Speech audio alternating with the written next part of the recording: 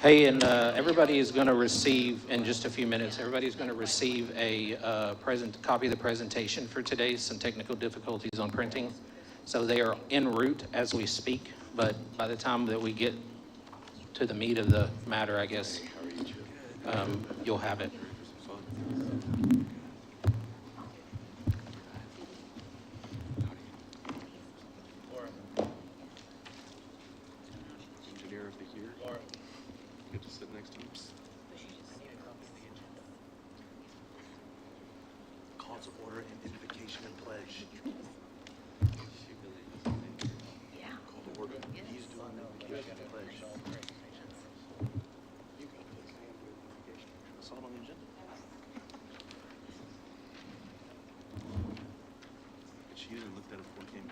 Thank you, sir.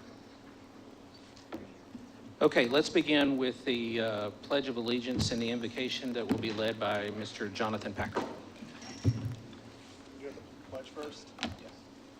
Pledge allegiance to the flag of the United States of America and to the republic for which it stands, one nation under God, indivisible, with liberty and justice for all. Honor the Texas flag. I pledge allegiance to thee, Texas, one state under God, one indivisible. I didn't see the flag up there. Let's pray.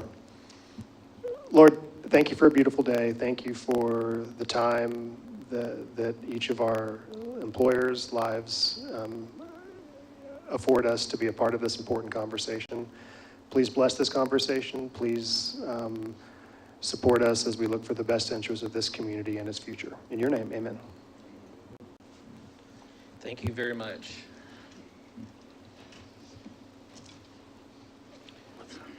Okay, for some routine housekeeping items,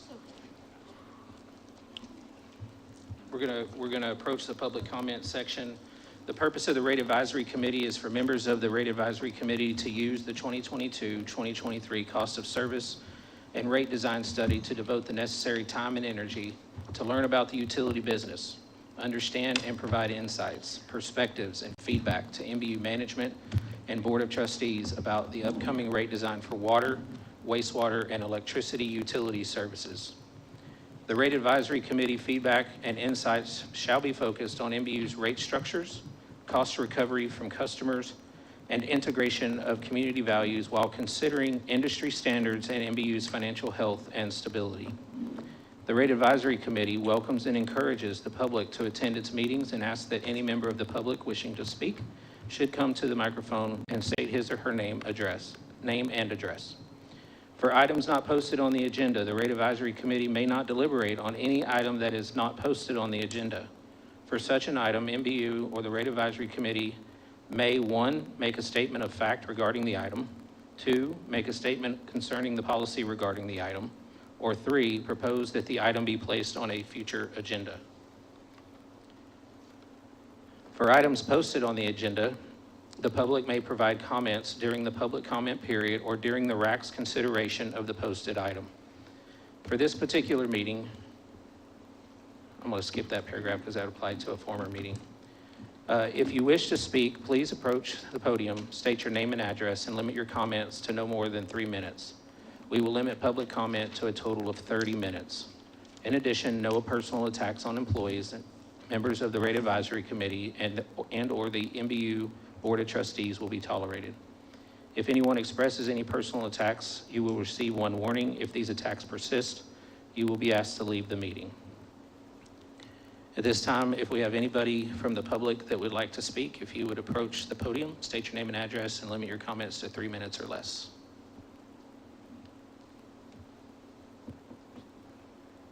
Seeing none, we will move into the next section, items from the chair. I'm going to be given a portion of the presentation today, so I'm not going to say a lot here other than give thanks to Vice Chair Wayne Peters, Board of Trustees, Ian and your team, thank you very much. Richard, I don't think Tony's here today, but thank you very much. McKenna, thank you for hosting us again, and all the support staff that it takes to put this on. It's And then we've got the mayor and ex officio Board of Trustees member Rusty Brockman. Did I miss anyone? Thank you all for being here. Okay, I'm going to read the presentation items and then we'll go into the presentation. Presentation items. 1, presentation from NBU Chief Executive Officer, Rate Advisory Committee Chair, Freeze and Nichols, Inc., and the New Gen Strategies and Solutions, LLC. Sub-item A, review of Rate Advisory Committee final report and next steps. Sub-item B, review of electric rate recommendations. Sub-item C, review of identified water rate structure revisions. Sub-item D, review water on-peak, off-peak, and general service class analysis. Sub to that is proposed changes to the usage tiers. Sub-item E, results of recommended water rate structure changes. Sub-item F, residential water bill comparisons under recommended rate structure. Sub-item G, large general service water bill comparisons under recommended rate structure. Sub-item H, residential wastewater bill comparisons and recommended rate structure. Sub-item I, Fitch ratings comparison for NBU. And then sub-item J, review of water and wastewater operating results. Mr. Taylor. Okay, thank you, Mr. Chair. I appreciate it. Just a few comments. Today we're going to, as you just heard in the opening remarks there at the agenda, we're going to go through water and wastewater rate design. Last week, we reviewed electric rate design. So after we get through today, that will wrap up the new content that we'll be bringing to you as a rate advisory committee. So this is the last meeting with new stuff that we're going to talk about. However, we did schedule one extra meeting for February 1st. And the reason we did that was because we felt like there was a terrific discussion during the electric rate design meeting. And we kind of ran up against time at the end of the meeting. And I want to make sure that we capture all that. Because at the end of this process, there is a final deliverable from the RAC that goes to the Board of Trustees and also to City Council on what the feedback is from the RAC on this rate design. So the purpose of that February 1st meeting is just one more bonus meeting, so to speak, to collect all that and make sure that those thoughts and feedback are captured. Just a reminder that the numbers that you're going to see again for water, wastewater, same as electric, what you're seeing is the rate design. The actual percent increase may change and likely will change by some nominal amount as we wrap up our budget process. And as a reminder, that budget is usually approved in June. We move that up to March of this year. So when we have the final rates complete, they will be the rates with the most current information. And if we could go ahead one slide, I think it's on the next one. One more, please. Thank you. What we wanted to put up here and show you are the dates that are going to happen after the RAC wraps up its work on February 1st. All of you are invited to these meetings that will follow. So on February 2nd, the NBU Board of Trustees is going to have a strategic retreat, and one of the agenda items will be a rate design preview. So what you saw last week and this week will be presented to the NBU board. Between that period and March 27th, the NBU budget for fiscal year 24 and 5-year financial operating plan will be complete. And we'll be able to drop those numbers into the rate design, and we'll present that to the board in a budget workshop on March 27th. And then there'll be final approval on the 30th, and you can see there are 2 city council dates there for city council's consideration. It's an ordinance change which requires 2 readings. That's why there are 2 meetings. But I want to make sure each of you has this information, has these dates, so that when these final numbers are presented, you have an opportunity to attend, and we, of course, will have you invited to that. Don't have to attend, there's no quorum required, but we want to make sure you're invited. And then as I transition, let me just talk a little bit about what you're going to see for water and wastewater rate design. It was interesting, I thought that the electric design was going to be the most complex. And it turned out that water, in my opinion, is.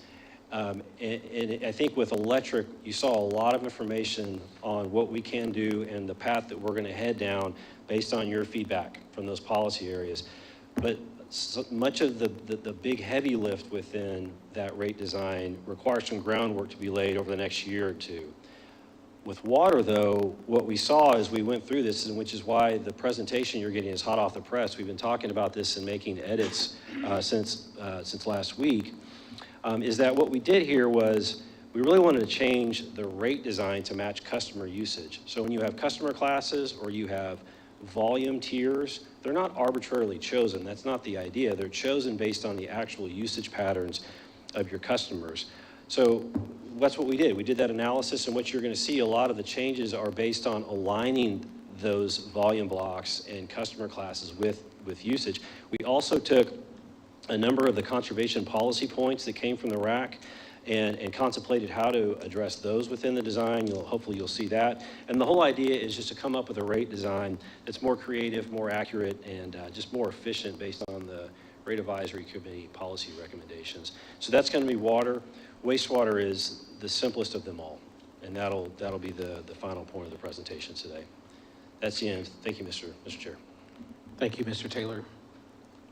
The next several slides are the ones that I'm going to go through, but let's go back to the slide that you just left. Real quick, couple things I wanted to point out. On this February 1st, 2023 final wrap-up, that is something that I asked for so that we could come together and we could make sure that we're all on the same page with the final deliverable. So what you're going to see is going forward, you're going to get an email, if it hasn't already gone out, that gives a one-page document that kind of summarizes all of the various points made by the subcommittees. With it is going to be an appendices that gives more detail that was in each of the reports that were provided, okay? Over the next 2 weeks, it's really, really important that you look at all various subcommittee lanes, share any comments with me, questions, concerns, thoughts, ideas, because when we come back on February 1st, we're going to discuss those. That way that whenever we come up with our final deliverable, we can all say, hey, we came to this conclusion as a committee, not just 1 or 2 or 3 people on a subcommittee. I want it to be something that if you're asked a question, that you can represent the Rate Advisory Committee in answering those questions. Fair enough? The other items on there, those strategic meetings and workshops and so forth, you guys have already given an immense amount of time to this process, and by no means are you required to come to any of those, but I would really appreciate it if some folks could try to make some of them, because especially during the one on February 2nd, the workshops, you know, there may be a moment where a board member from NBU may ask a question. And if you worked on a particular subcommittee, if you were there, it would be helpful to be able to speak to that. So my thought process was if there's at least one person per subcommittee that could make those workshops, we may not have to say anything. But if they need more information, I think it's important that we're there to speak on that. The locations on those, have they been determined yet?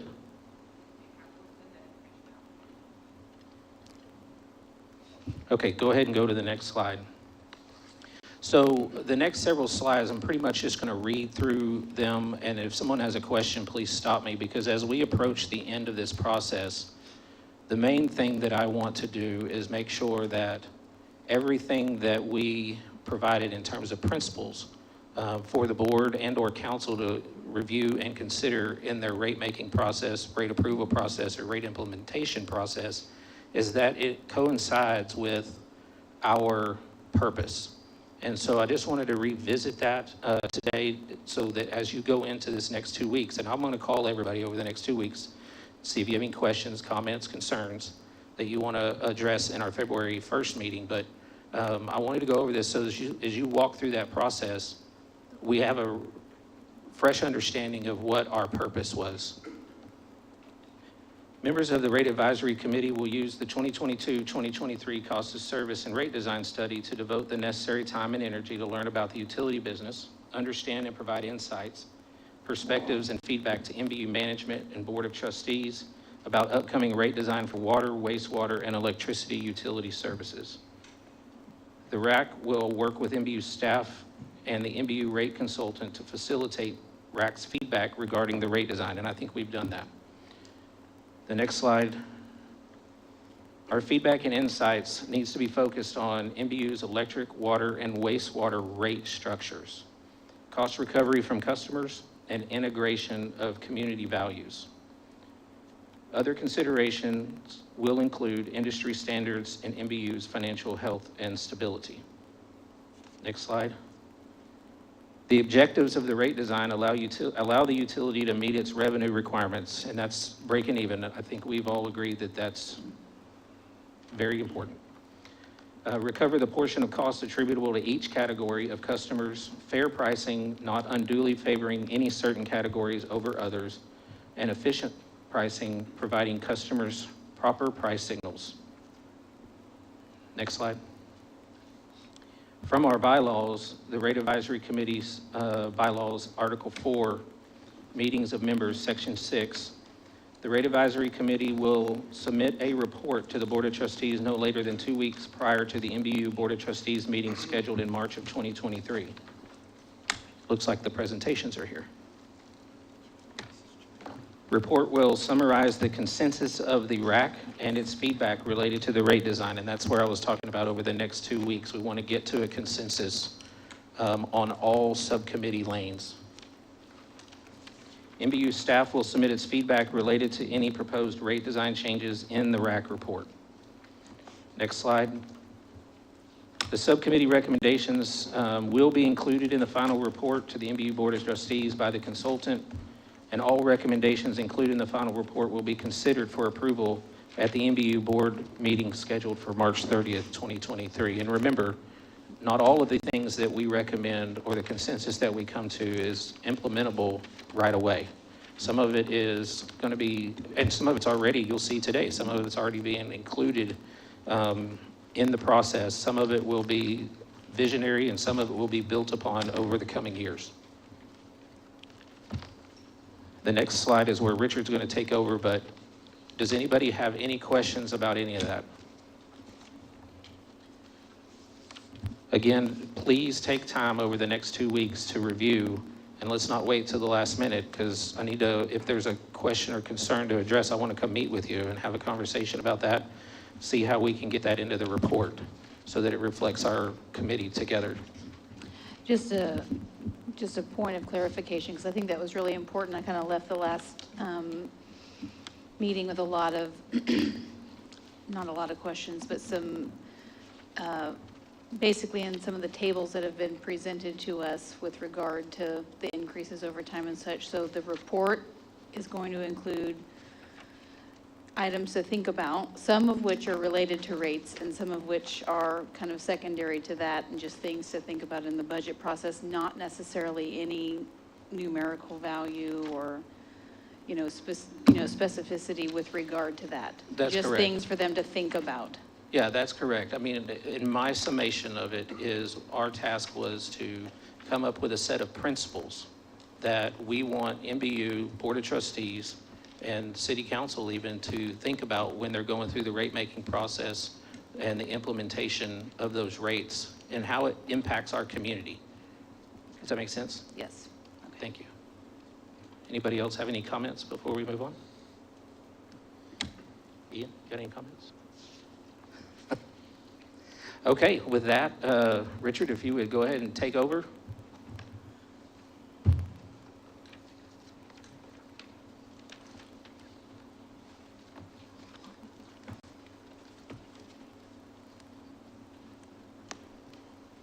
Richard, as you go through the presentation, knowing that there are some of the things that have come up from the subcommittees included in this presentation, will you point those out? I sure will, yes, sir. Thank you. Yes, sir, thank you. Ian mentioned a few things that we really want to focus on. If y'all remember when we started this process, we kind of had the 4-step little chart that you probably saw ad nauseum every time. Well, we're not going to show it this time, but I'm going to talk about it then. But last time we talked about the cost of service portion, or what do we need from each customer class? Where do they come in? And we showed where the customer classes stood, residential, commercial, that type of thing. Showed what was expected from them from a revenue requirement standpoint. What should they pay? What are they paying? And we also talked about it's more a guideline. It's more a tool to use so you know where you stand. It's not our recommendation by any chance that, okay, this is what the cost of service says, this is how we need to recover it, that's all there is to it. Maybe in some areas we want to move toward that, but it's not what we're trying to accomplish with this. And as he had mentioned, when we're looking at this, our goal is to make sure that really from a rate standpoint, we're at the how do we want to recover revenues. So how do these rates look? How do the customer classes look? How are these tiers when we go through the different customer classes? How are they set? It is not our goal for them to just be arbitrary. There's a reasoning behind this. As we go through this, not only like Justin mentioned, will we kind of point out some things that y'all have brought up in recommendations from the community when you had your meetings, but also want to help you understand really what our thought process is behind this, why we're recommending some of these, why it's just a good rate-making process for some of the changes. We want to help you understand that, 'cause that's important. So as we move through this, probably best go ahead and ask questions then. If you don't understand, I want to stop it there because I need you to bear with me as I walk you through each of these too. So when we were going through this process, then we were looking at the customer classes. We're trying to figure out what makes sense. And we identified really 3 key areas from how we're established right now from rates and rate design to where can we make changes? Where can we right size it? Where can we make it fit? Now we're trying to do things for customers. When we set customer classes, we talked about this before. Our goal when you set customer classes is you want to put customers together that act the same. They use the same residential. They're easy. They all, people leave in the morning, they get up, they shower, they cook breakfast, they leave in the morning, they come back in the afternoon, they do it all over again, they bathe, they go to bed, and it starts all over again. It's pretty easy to track that. It's a little harder when you get into things like your commercial, irrigation, those are easy, but some of them don't exactly fit the mold. Our goal is to help that, and then just look at the overall, how are we charging rates? How should we be charging? So we identified some key areas here that we felt like could be addressed. One of these is the on-peak, off-peak. Currently, you charge an on-peak, off-peak rate. If we're an electric system, we hit the hard time, we hit summertime, it's hotter, things are rolling, power costs go up, things change, okay, we adjust the rate. We have an on-peak rate, we have an off-peak rate, we have a time of use rate, morning, afternoon. Water, cost of our water is our cost of our water. So we have an on-peak rate, off-peak rate, but it doesn't really do anything because we're not sending any signals. We're not trying to recover any additional funds or any less funds at any particular time. So it really was a complication in there that doesn't need to be there. So that was one of our recommendations, is just take the on-peak, off-peak rate out.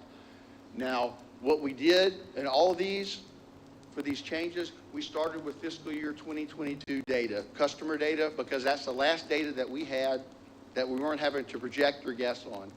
So we used fiscal 22 to benchmark everything. And our goal when we got rid of the on-peak, off-peak is just make it revenue neutral. So that off-peak rate is going to be a little lower. On-peak rate was a little higher. We're wanting to hit somewhere in the middle there. So end of the day, when we look at the annual revenues, they're basically the same. We also had the general service class. Remember our goal, light customers, want them to act the same, we want them to work the same. General service class, our commercial class, anywhere from the mom and pop to Slitterbahn, large users. Not the same type of usage, not the same characteristics. And so our goal in there is, let's split that. As a utility, we have a class, we have a large general service class, large commercial customers, we don't use it right now. So our recommendation was to find a break point there, figure out where that makes sense, and then go ahead and move our large user customers to that large general service class. Let's start using that one. And then usage tiers.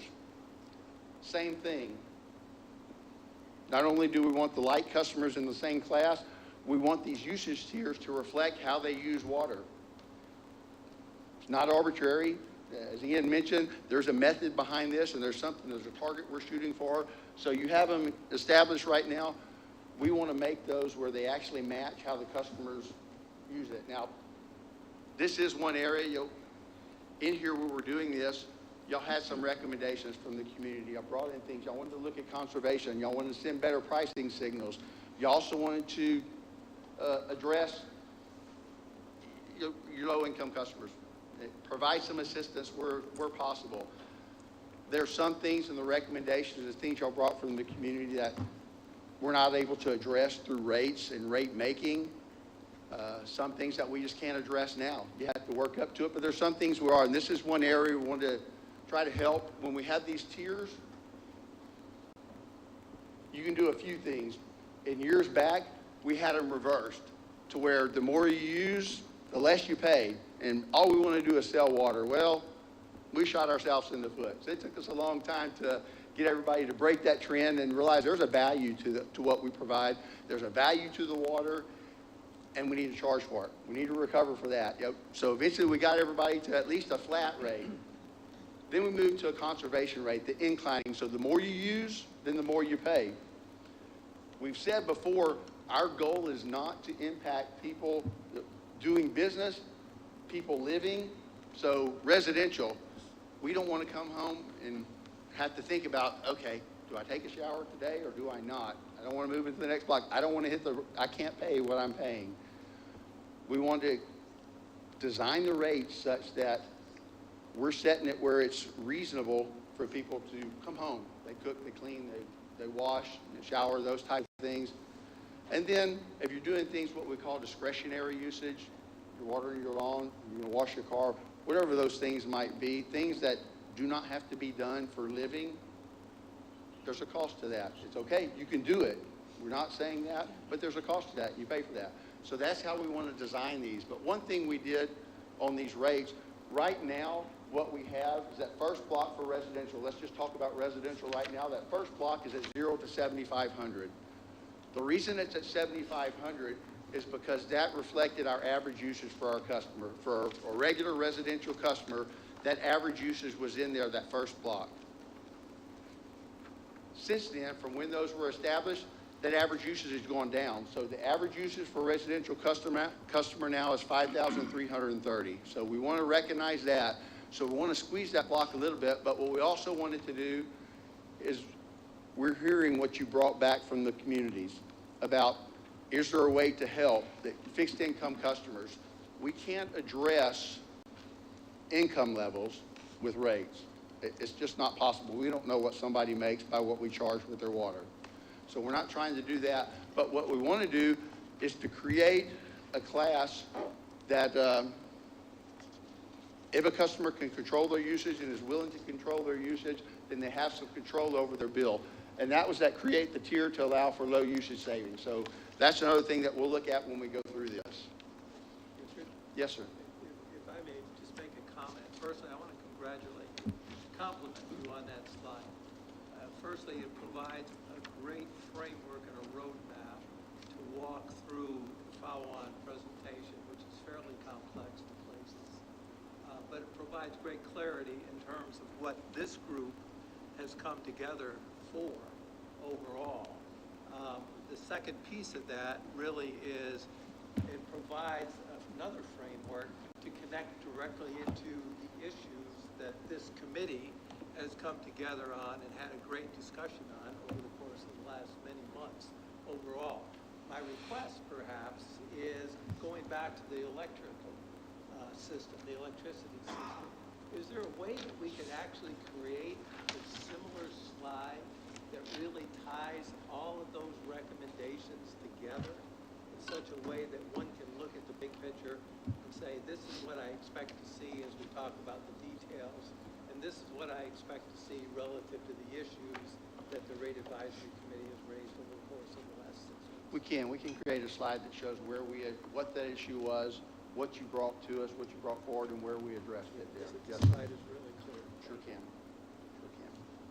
And should have got that some ahead of time for you. But Oh, no, did not do it. no, it's not a complaint. It's really a great slide, thank you. Here is where we addressed the on-peak, off-peak.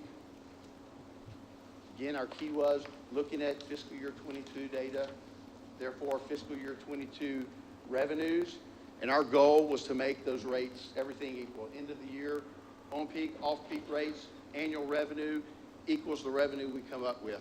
So here on the right-hand side, the little graph, hard to see there. Beforehand in 22, our revenues were 31.28 million. After we finished adjusting and tweaking, our revenues are 31.28 million. So that's where we ended 22, just so we had a benchmark rate. And you can see on the left, all this is showing in the blue is the revenues that's produced monthly for fiscal year 22 from the current rates with the on-peak, off-peak. In the orange is the rate that we came up with, and it pretty much shows what you would expect. In the on-peak times, NBU's rate's a little higher currently. In the off-peak times, NBU's rate's a little lower. We came out at the end where same revenue, and that's what we were trying to do with the on-peak, off-peak rate. The only thing we're doing was simplifying this because on-peak, off-peak rates don't provide any value from the water standpoint because there is no difference in pricing. Doesn't matter if it's summer or winter. Usages go up, usages go down, true, and those impact the system. Our water, the price of water doesn't change for any time in the system for the year.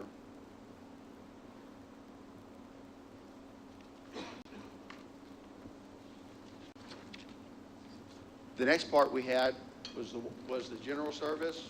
Right now we have everything under a small general service. Our commercial rates, same thing, we use fiscal year 22 data. What we're doing is looking at this, and right now we have a threshold here of 150,000 gallons. That was arbitrary. So we kind of looked at it quickly. We chose, let's do a stop point at over and under 150,000 gallons. It could have been anything, but this is where we chose to break the data and take a look at it. On the histogram here, we're looking for patterns on the way this falls out. Same like we have residential here. So if you notice residential at the top, we have a large amount of our usage falls in that first block, 0 to 5,000. A lot of our customers fall out there. Some more fall out as we go along the different usage levels until we just kind of drop. That's what we're expecting in a customer class. They all kind of use the same, and then they're done.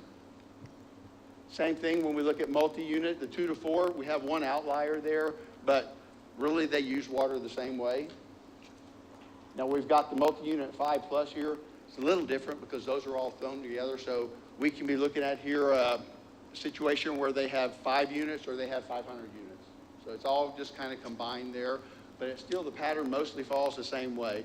We're looking at the same thing and trying to get that picture on the general service, on the small general service.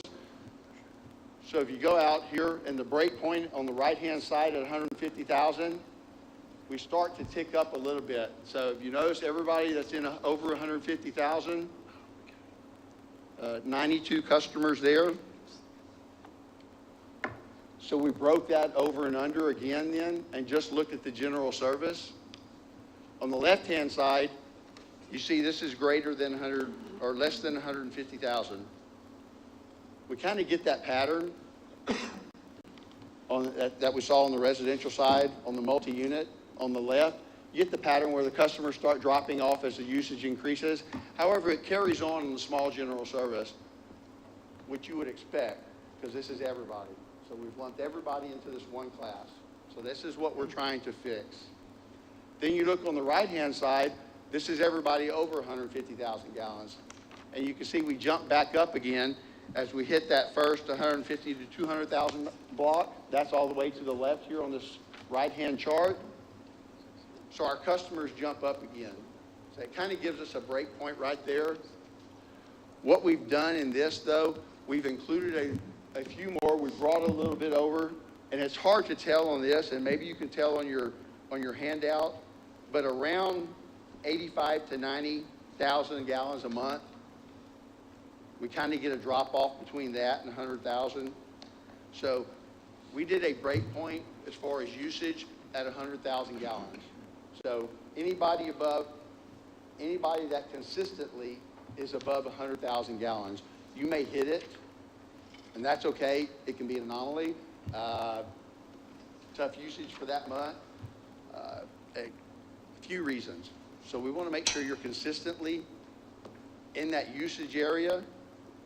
And then we'll slide in, and that's going to be a policy decision on how that's applied. Is it a 6-month average, a 3-month average? Is that your average for the year? So it's a policy decision as to how that 100,000 breaks. But we are going to do a break point then at 100,000 gallons. And again, the reason we're doing that is one of the things you wanted to address, remember, it was sending better pricing signals and sending pricing signals. Right now, that class breaks, and that highest usage level is really where you would send a strong conservation signal. Okay, so if you're going to hit that highest level, let's say residential, if you're going to hit that last usage level or last tier for residential, that's discretionary usage.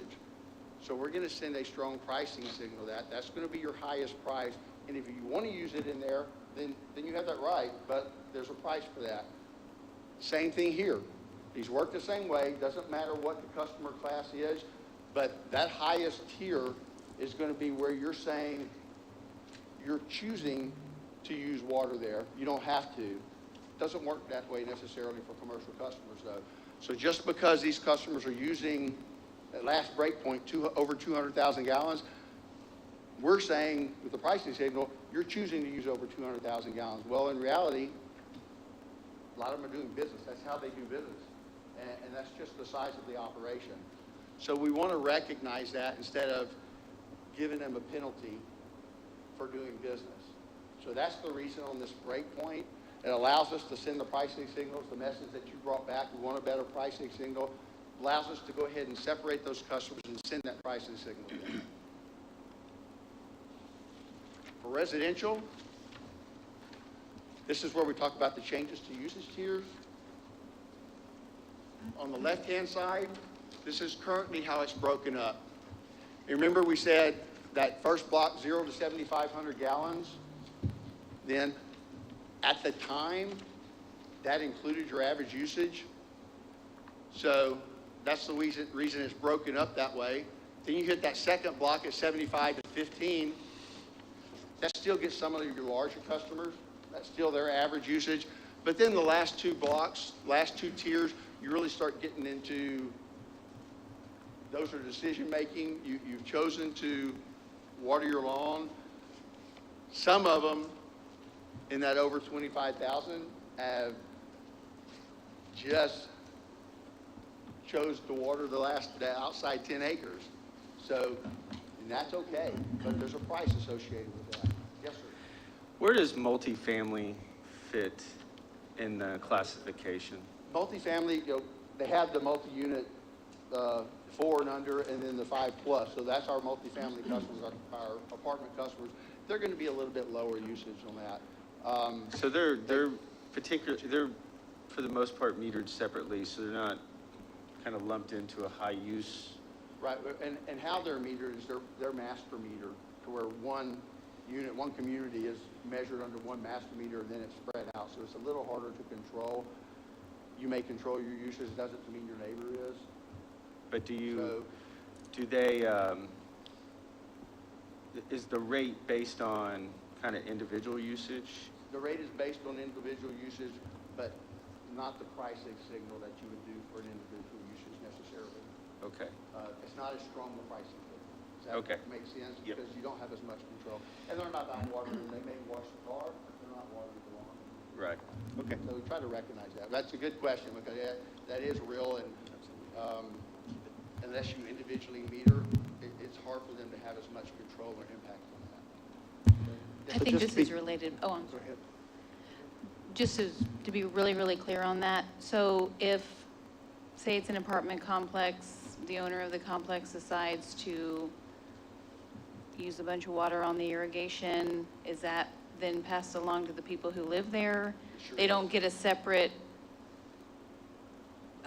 bill for the irrigation water usage. That's passed along, that's not a decision of the residents. Right. It's a decision of the owner, but they have to pay for that. Yes, unless there's a separate irrigation meter on the complex where you can recognize that, and even then, it's still passed along to the inhabitants through their rent and all.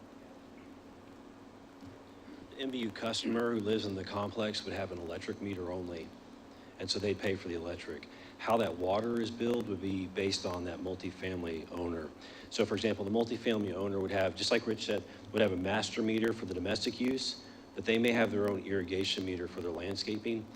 Either way, it's up to that owner of the multifamily complex to decide how they collect that revenue from the folks who rent. Do you have any idea about how they typically, what's the typical? Because I know there's some where the water is just included in their rent, but, I really don't know. you know, okay. Sorry. Curious. I think some of them have private third-party vendors that meter inside the actual unit.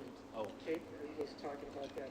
Some, they call them sub-meters. Yeah. Sub meaning it's behind the master meter, so some may choose to, Kate, do you have, I'm talking in Hey, your just a world. reminder real quick, though, we need to make sure we speak into the microphone because they're recording, and so I don't know that the viewers that may be watching or watch later even heard your question. Do you mind repeating that? Didn't you ask a question? I answered the question, and what I said is I think some complexes have third-party sub-meters that they build the water through, and I think Kate would probably have more information. I can speak for Augusta. I can't speak for all the communities, pardon me. But at Augusta, we do have sub-meters, so the residents are billed on their particular usage on their, and we do have a third party that does our billing and metering for us. And then our irrigation, which, if anybody knows me, it's a touchy subject for Augusta, but we have individual meters for the property. So Augusta is paying for the irrigation, not the residents.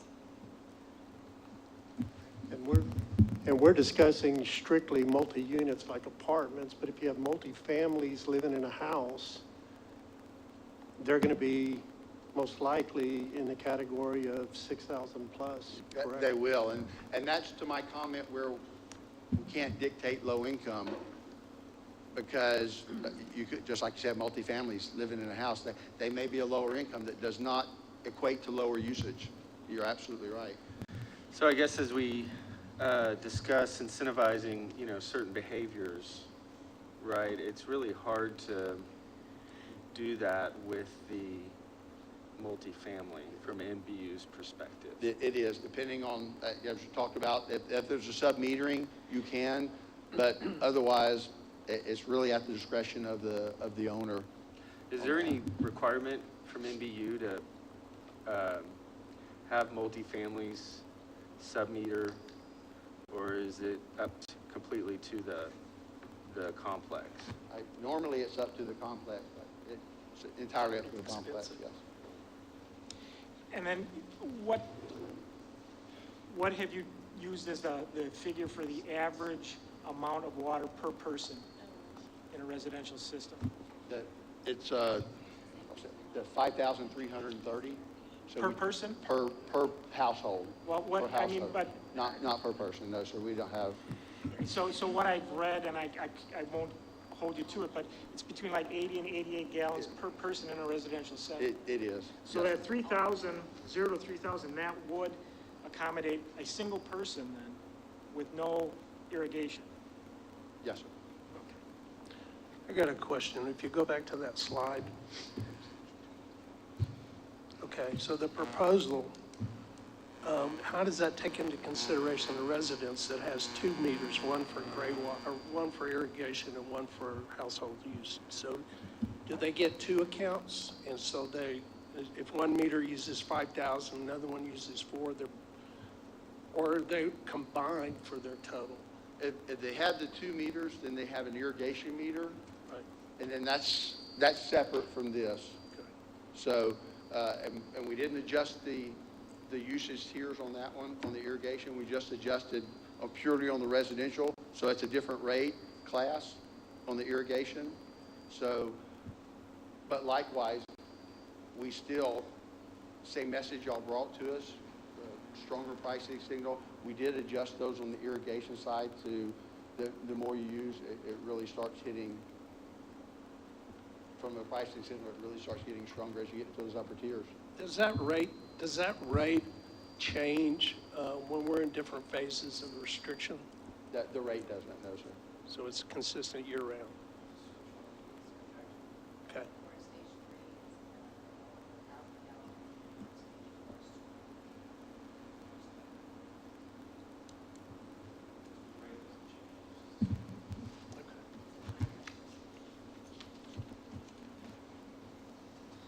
So I got one. I think you said that we adjusted the average usage for the residents down to 5,300, whereas I think they were like around 7,000 before, or something to that effect. Yes, sir. So is this going to be a continuously moving average? Like each year, are we going to look at this, or this is kind of our benchmark, and we're going to move forward with this?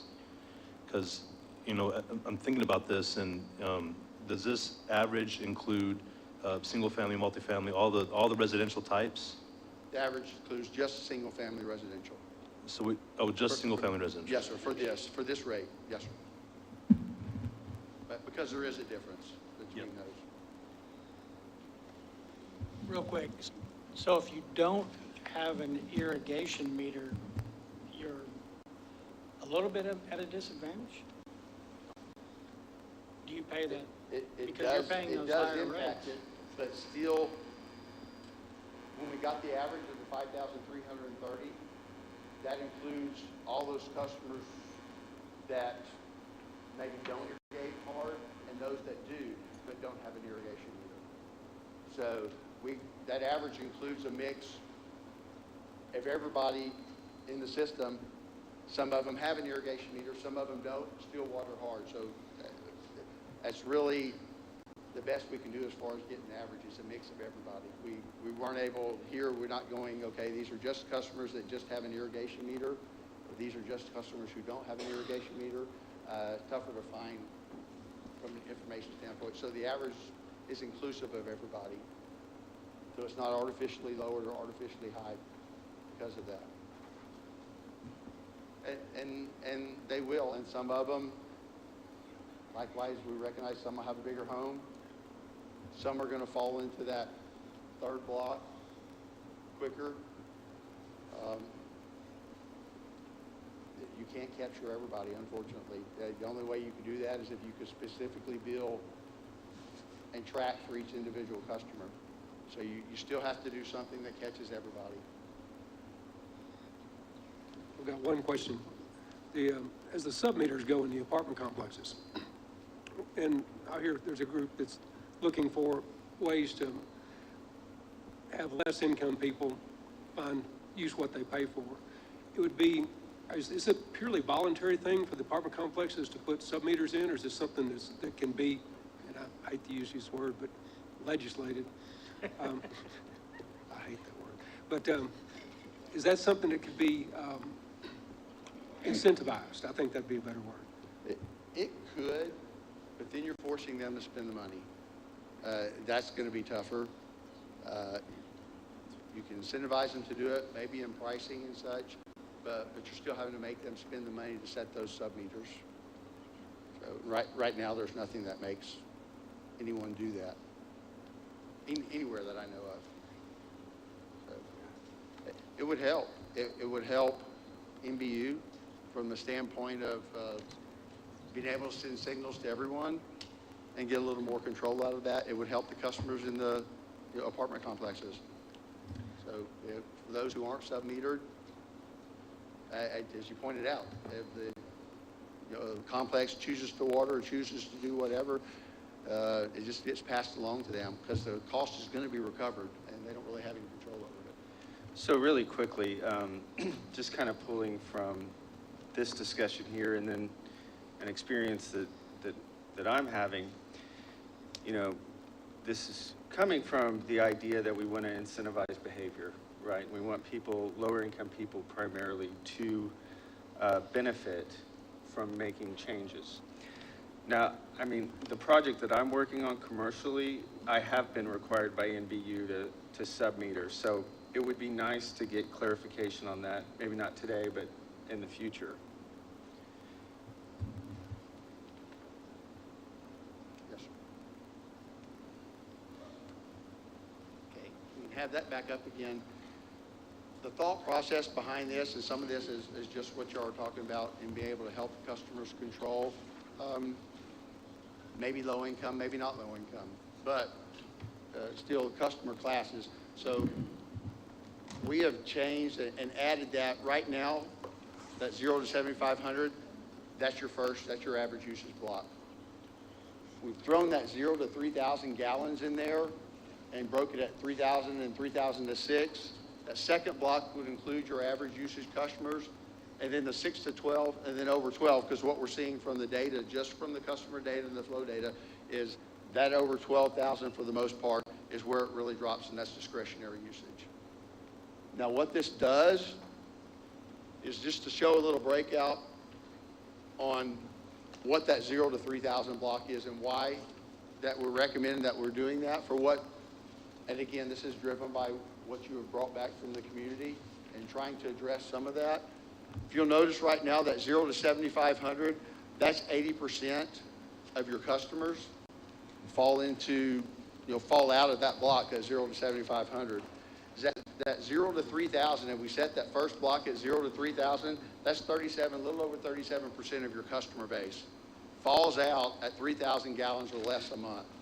So what that's going to allow is, if you choose to, and you have the ability to continue using like that and to stay in that 3,000 and lower block, you have the ability to control and to save, because that's going to be your cheapest block. The way the tiers are set up, it gets more expensive the more you use. So that's your cheapest block. You see right now it's priced at $1.95 per 1,000 gallons. So that's 37% of your customer base right now falls into that block. So 37%, we've given the ability for them to control that. Now, that's not necessarily fully recognized. We're not talking about low income. Okay, we're talking about low usage. That could be me or you. That could be anybody. So you have the ability to do it. To do low income, really the only way to address that, and the best way to do it, is their organization is set up for that. It's not what NBU does. It's not what their charter is. It's to provide water, wastewater service efficiently, electric service. It's not to implement low-income programs. Now, what they can do is line item that in the budget and say, whatever it might be, pick a number, $200,000 a year, $500,000 a year, that we're going to designate an earmark for low-income customers, and then let those organizations who are set up to organize that, to process low-income people to come in and allow them to come in and apply as they fit. There's money there to help them.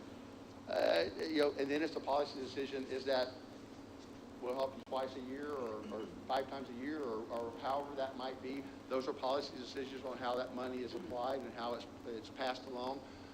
But as far as low-income users, that's the best way to help them. You can't do it through rates. It just doesn't recognize it. I think it's fair to assume, though, that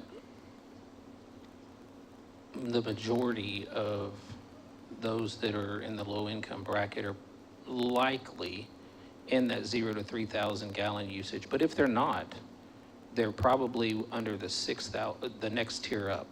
What? Because that's 70%. So just what you run into is the multifamilies in a home. 70%, that slide's very interesting to me, because 70% of our users are in the first 2 blocks. Yes, sir. Yes, sir. Which was kind of surprising to me. And you would hope it would be easiest if you could tie that and correlate it, the low income to the low usage, but it's just not the case. Yeah, I think it still accomplishes the goal to some extent. The other thing about that slide that I wanted to point out was, one of the questions I had was, why does it get, more expensive if water is water, why does it get more expensive? And I learned that if you're using 25,000 gallons of water or more, you're also incurring more chemical costs in cleaning that water, and other fees, not fees, but other expenses have to go into delivering that water to you at that volume. Yes, sir, you're right. There's a true cost. It's not just a number we've thrown up there. There's a true cost. You're right. So would it be fair to say that even if you're over 25,000 gallons, the cost per gallon probably goes down the more you use, because this consumer would think, oh, well, if I'm using more, it should be able to get a better value. You do. Yes, you do. But there's But also there's still added cost to clean that water, deliver it, so forth. That's it. The facilities is there, whether you use it or not. But but you're right, there's more cost to treat and deliver and everything. So, yes, sir. Yeah, go back to that slide if you would, please. So, not that one, that one. So $1.95 for the first 3,000 gallons, is that how that reads? And then $4 for above that and from 3,000 to 6,000? Yes, sir. Okay, so it's not $4 for all 6,000 gallons, right? No, no, no. Okay.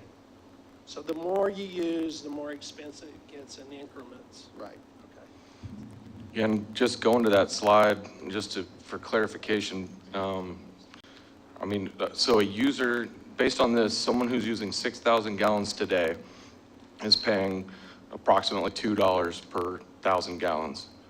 Under the new rate structure, they would be paying $6.90. So for a 6,000 gallon user, that's about a 350% increase.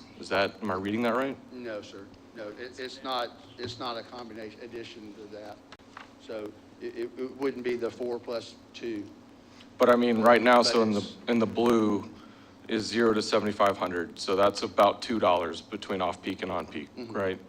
But now you go down to the bottom, that same user is in the third bracket at 6,001 gallons at $6.90, correct? Yes, sir. So that's about a 350% increase for that user's usage, going from $2 to $6.90. From the rate, but not from the total bill. And we'll look at that, the bill comparison on that, but the bill's not going to fall out that way, no, sir. Okay.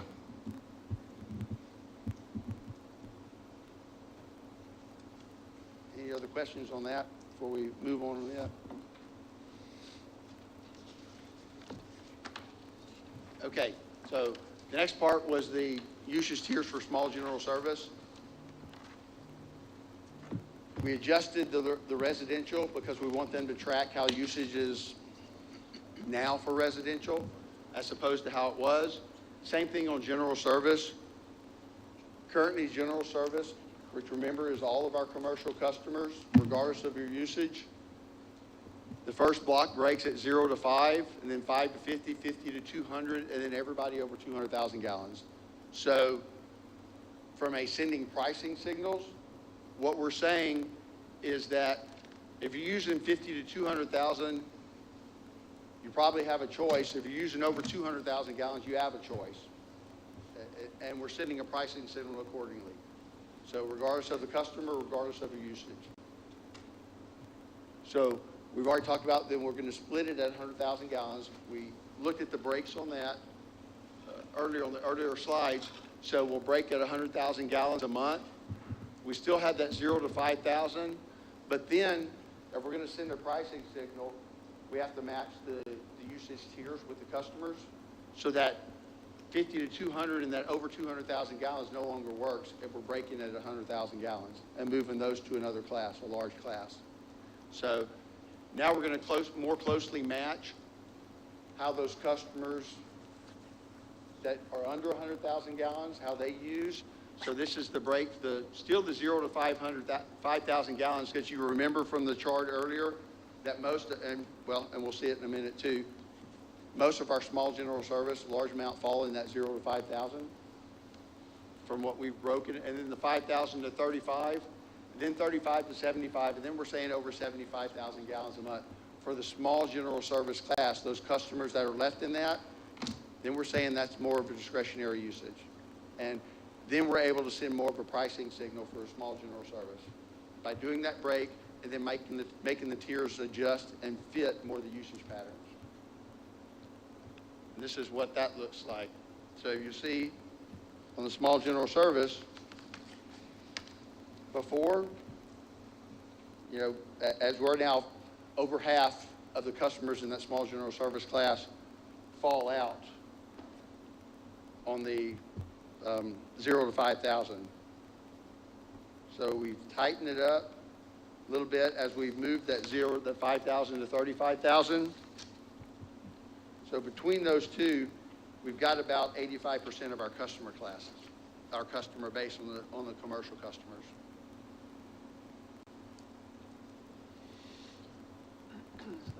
So remind us again what the small general service class, who falls into that? right now it's everybody, all your commercial customers. All commercial, so it Yes, says sir. small, but that's kind of mislabeling some Yes, sir. because, And that's the problem. That's exactly the problem. Yes, sir. and then we don't separate that at all between what's called essential services or, like if you're a hospital per se. That's what I was going to say. We could have the 7-Eleven on the corner, and we do have the hospital in there as well. Yes, sir.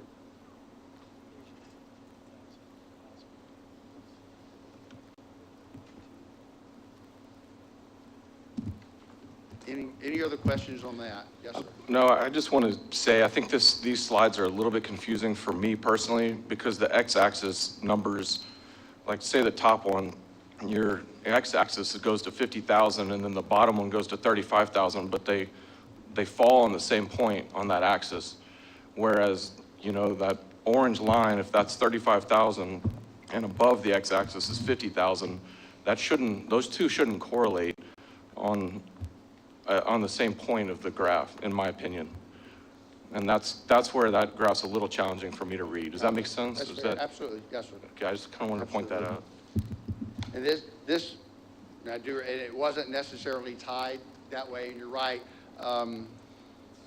Made it bigger so it'd be easier to actually see.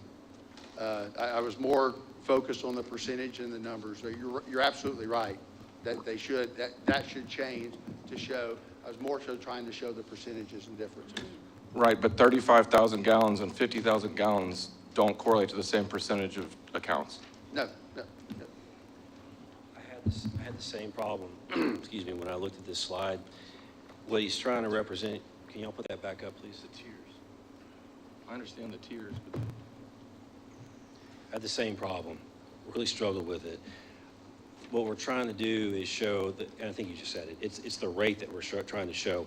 We're trying to show with the old tiers, the upper and lower band of the rate and how that corresponds, keeping the rate the same where the new band is for that particular rate.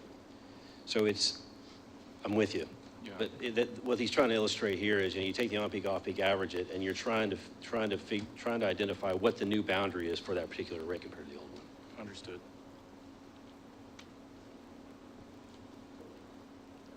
Chris, I'm not disagreeing with you at all.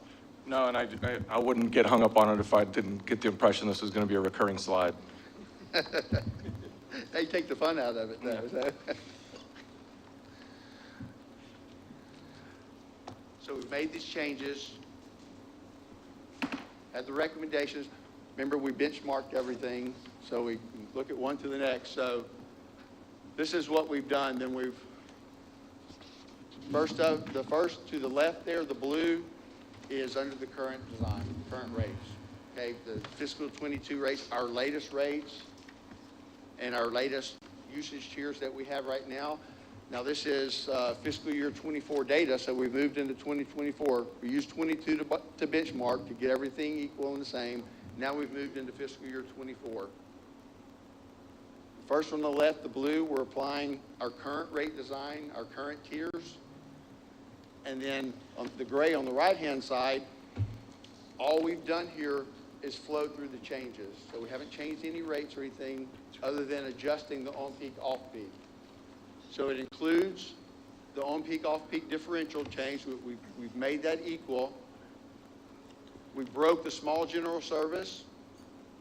So under 100,000 gallons a month stays in the small general service. Over 100,000 gallons a month moves to our large general service class. And then residential tiers, we broke them where you saw the 0 to 3, 3, 6, 6 to 12, and over 12, and then the same thing that we just looked at on the small general service tiers. The water supply fee, what you'll see now, currently the water supply fee, if you're a residential customer, that first block, 0 to 7,500, does not include the water supply fee. And then everything over 7,500, you get charged a water supply fee. For the new, we've adjusted it to where that second block, so basically 0 to 6,000 does not include the water supply fee. Over 6,000, we've kicked in the water supply fee.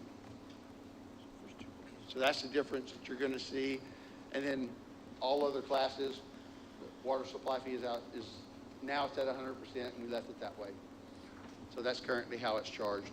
One question I still have. Yes, sir. You've got the large commercial uses of 100,000 plus. Yes, sir. There are manufacturing companies and hospitals and things that they cannot seem to come in compliance with water conservation practices because of what their actual needs. Is this something we're considering for these folks based upon their actual consumption needs? We are not considering from a rate signal standpoint. Really what you hit with those, and what I've dealt with in the past are those are individuals, because the size you're talking about, those are conversations, actually the utility, the city, going and talking, meeting with them to find out, are there things that can be done? Are there efficiencies that can be made in your operations and the way you run your system? Are there things to address other than setting rates in there? Because you try real hard. If that's just what it takes to operate, you just try to be careful not to penalize them for that. And that's where it's more of a actual meeting conversations. Because we don't know what it takes to run their system. We don't know what's unnecessary and what is from that standpoint. So you try to work with them on those. Again, the key on the conservation tiers is to really try to focus on what you know is needed and then what you know is discretionary usage. It's harder on commercial customers because if you're an expert in that or something, or you have experience in that, well, then you have a good feel. Otherwise, you don't necessarily. So that's why it's tough. Anything else on this?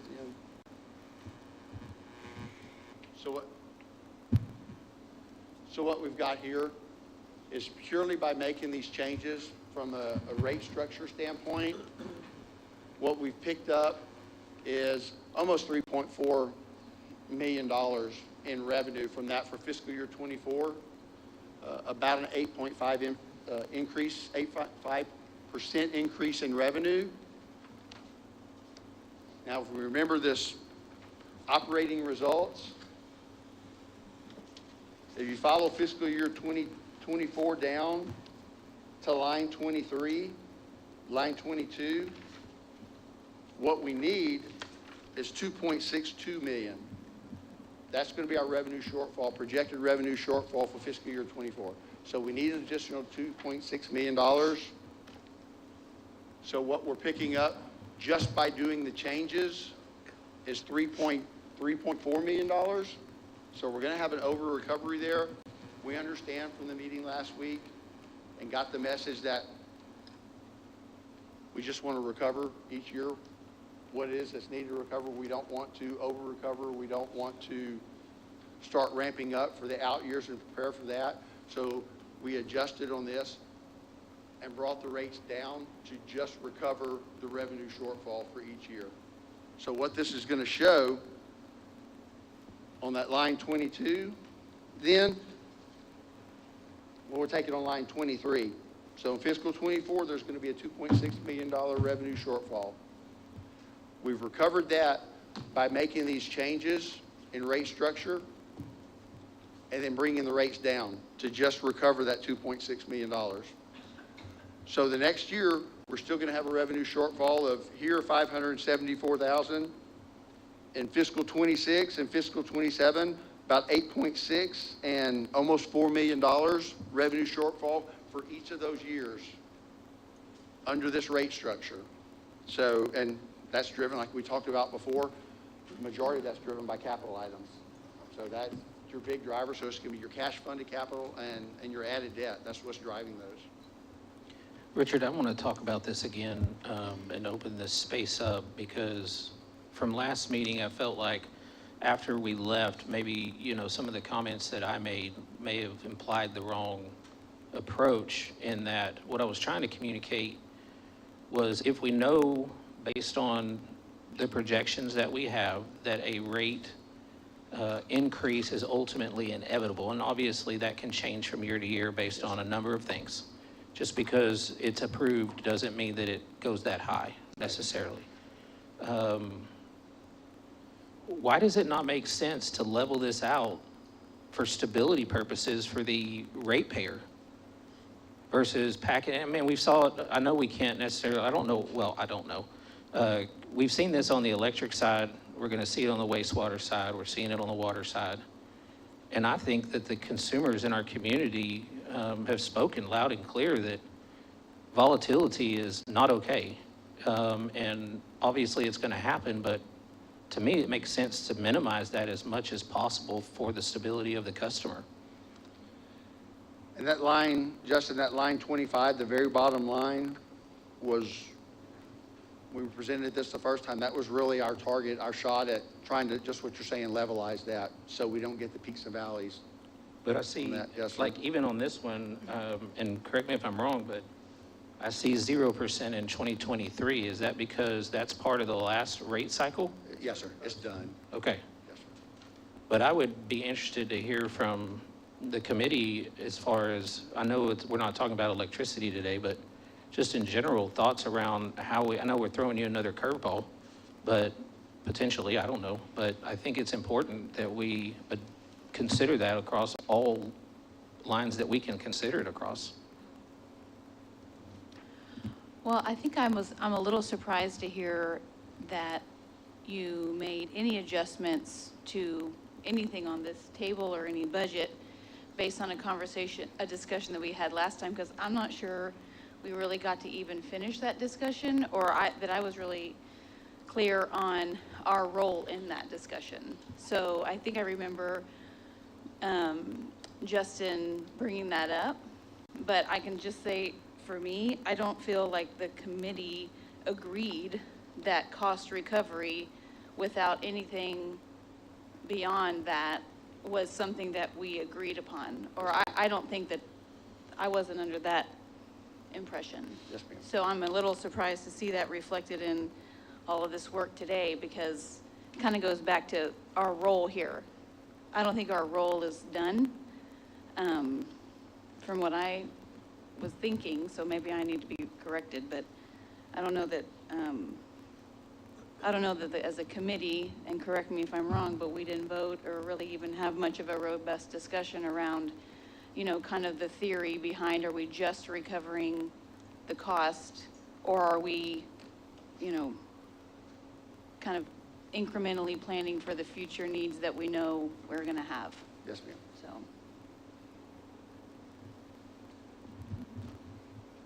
One of the questions I have, and maybe this applies more to the electrical side of things, where there's just so much cost you can't manage, it's just a pass-through. But when I look at these charts, and I know you've got those different tiers you proposed, so what you're really saying is this percent increase that shows here is kind of, if you average all that together, and that's Yes, what it was. So we're Yes. really looking at a bill increase, not a rate increase. It's not a rate increase, that's right. So some of your customers will recognize a bill increase. Some will recognize a bill increase in some months, and some will recognize a bill decrease in some months because of the on-peak, off-peak change. So, but this, yes, sir, the average on that is what you're looking at. On the row 25, then, that would be a net average 9.5% bill increase. That's right, yes, sir. Okay. And line 25 and line 24 yield the same revenue results. Line 25 being there for kind of a stabilization approach. Right, so at the end of the 4-year period, you'd recognize the same, yes, sir.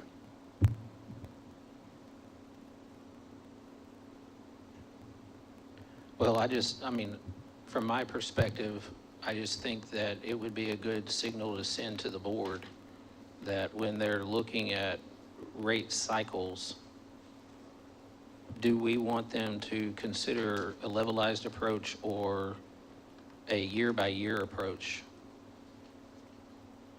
And so I would like for our committee to send that message, whichever it is. Yes, sir. I just think, but for the customer, you know, which is why we're here, to speak and provide principles that reflect our community. I think this is one of the most important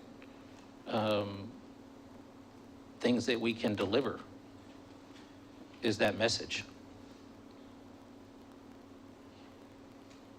am I tracking with everybody? Yeah, just to share a few remarks. I said this last time, from the utility perspective, if you levelize the increases over the 4 years, that provides revenue certainty, and that's very, very helpful for us and also for the rating agencies who are looking at that. So from the utility perspective, that's a better option for us. You're right, we didn't take a vote, and I apologize. We directed the consultant to go do this because we felt like the overwhelming feedback was, don't do that. But either way, we will do whatever this rate advisory committee directs us to do, because either way, it works within our financial operating plan. So if you all want to take a vote today, or do something that formal, or if you want to just discuss by consensus, however you'd like for us to approach this, we'd be glad to do it.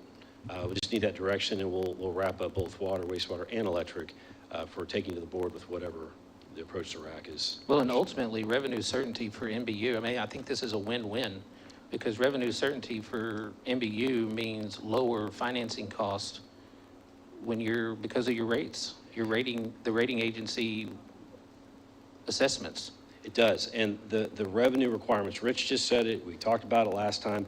The theme for all of this is capital, whether it's electric, water, or wastewater. I mean, you're right, electric's different. We have this ERCOT thing going on. But those things that are outside the hedging program, it's capital driven. And so when you see a revenue requirement, what that says is we need that in order to build the capital. The capital is not changing. I said this a few times with this committee. The utilities are different than the city in that we're not trying to decide between discretionary projects. I'm not saying they do that. I'm not saying what they do is discretionary. I'm just saying the projects that we've identified are not nice to have projects. They're projects that if we don't do it, the regulator comes in and tells us after we're already behind, you must do it and here's your fine. So the projects that we have in our capital plan that are driving these revenue requirements must happen. And as you all know, we've talked about this as well, New Braunfels in general in past decades has tended to delay those types of things. So that, for example, in the wastewater line of business, we were under an administrative order to construct the green wastewater treatment plant relocation and expansion. That's not where this board has us right now. This board is very interested in staying ahead of things so that we can serve the community and not be fined. So my point in saying all that is, if you take a level approach, it's not as if we're going to be in a position where we're going to over-collect because the projects are not changing. The projects may change as far as sequence, timing, that type of thing, but not significantly. Well, and if I'm not mistaken, I mean, we just came out of the compliance issues not too long ago. We did, and we still are in them to some degree on the wastewater side, not nearly what we had 3, 4, 5 years ago. But my point in that, and I've shared this, with others on the committee as well as in my previous life, I believe it's inherent on us as citizens not to pass those issues on to future generations. And this is the way we stay out of it. I feel like we have an obligation as the utility to do that. And it's more than just a regulatory issue. What we had in the summers of 2017, 18, 19, and to some degree 20, we had issues keeping up with demand on the water side. We did. I'm grateful for that. But it was very, very close. Closer than I think many people realize. On the wastewater side, if you don't do these kinds of things, it's not as if you can't flush your toilet. You're still able to do that. But what happens is, in certain events, those sewer pipes will overflow, many of them adjacent to waterways, and they make it to the river. Or if we don't do the capital projects at our wastewater treatment plants, then the degree to which that water is being treated is not meeting the permit that we are held to, and therefore the water we're discharging is not of the quality that's necessary for the receiving stream, the Guadalupe River. So there are impacts outside of regulatory impacts, just purely how we manage the system and the public health.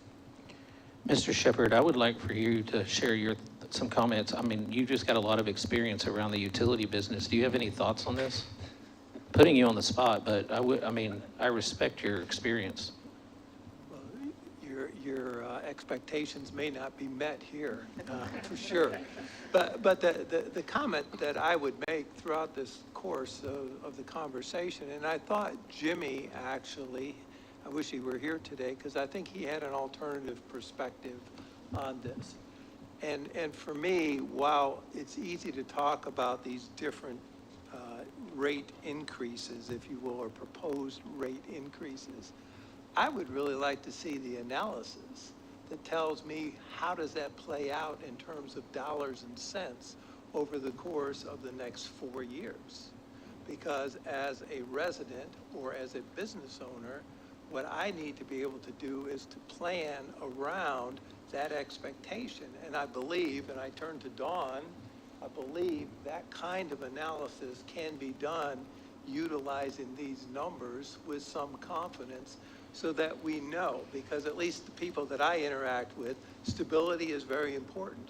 But quite frankly, as we heard in August, it's not only stability, it is how much does it actually cost at the end of the day, and can I afford all the other expenses that I have as an individual? Not only is it volatile, but it's much higher than I had anticipated. I can't afford it. So I would like to see this in dollars and cents as opposed to percentages so that I can at least begin to understand what are the impacts to each one of these different classes.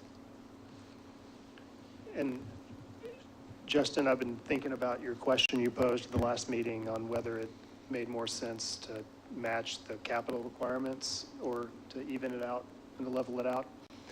I mean, for me, and Ian just said timing's not necessarily 100% certain on these projects. So if you add that to the fact that the capital plan's a little bit abstract to the average ratepayer, right? Like keeping track of that. I mean, how many hours have we spent learning kind of the cycles of the capital investments? So for me, from a ratepayer perspective, if we're going back to that imperative to keep things as easy to understand as possible, if it works out financially on the ledger the same way in either scenario, I think the net average out is a lot simpler on people's brains to understand, as opposed to like, well, next year it's 20%, but this year it's negative 3% in terms of our capital needs. Yeah, I think I want to say I might have been one of those that was originally a proponent of, pay as you go.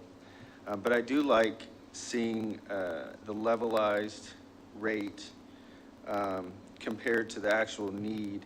And if we were to submit to the community that one year we're raising it 1.3%, and the next year 18.13, I mean, I don't think we'd ever have buy-in on another rack.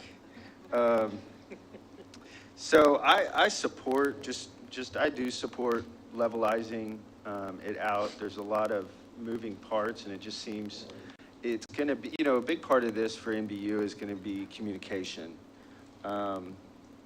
And it's to Jonathan's point, it makes sense. And at the end of the day, it works out well for NBU.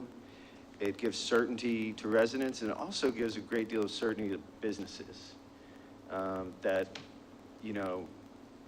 their costs are what their costs are, so they charge what they charge.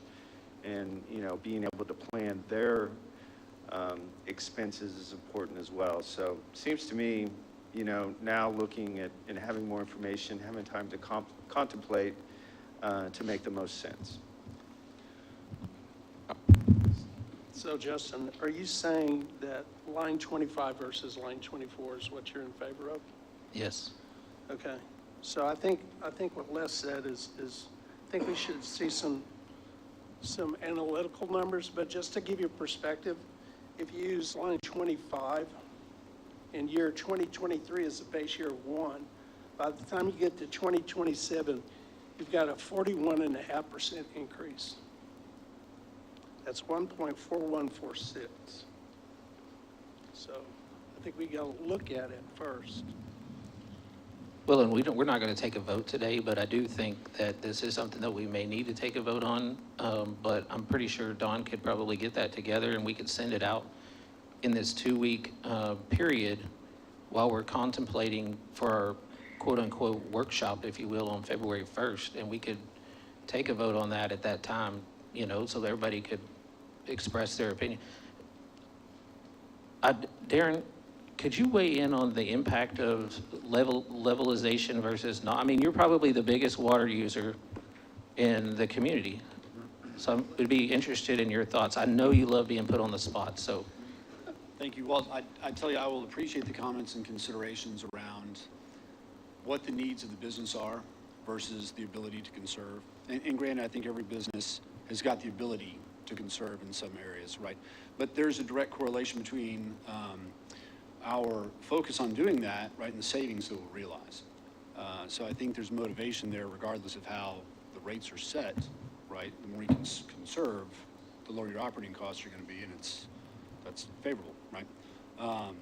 But I would have to dig in more to the changes that are being proposed with the difference between what's now going to be considered the large consumer group, which for us, the classification is not going to change, right? But it looks like a 7% change in rate when going from the peak and off-peak to what's being proposed. So it's an increase, Justin, to answer your question, but I mean, it appears to be somewhat aligned with the other classes we're looking at. Thank you.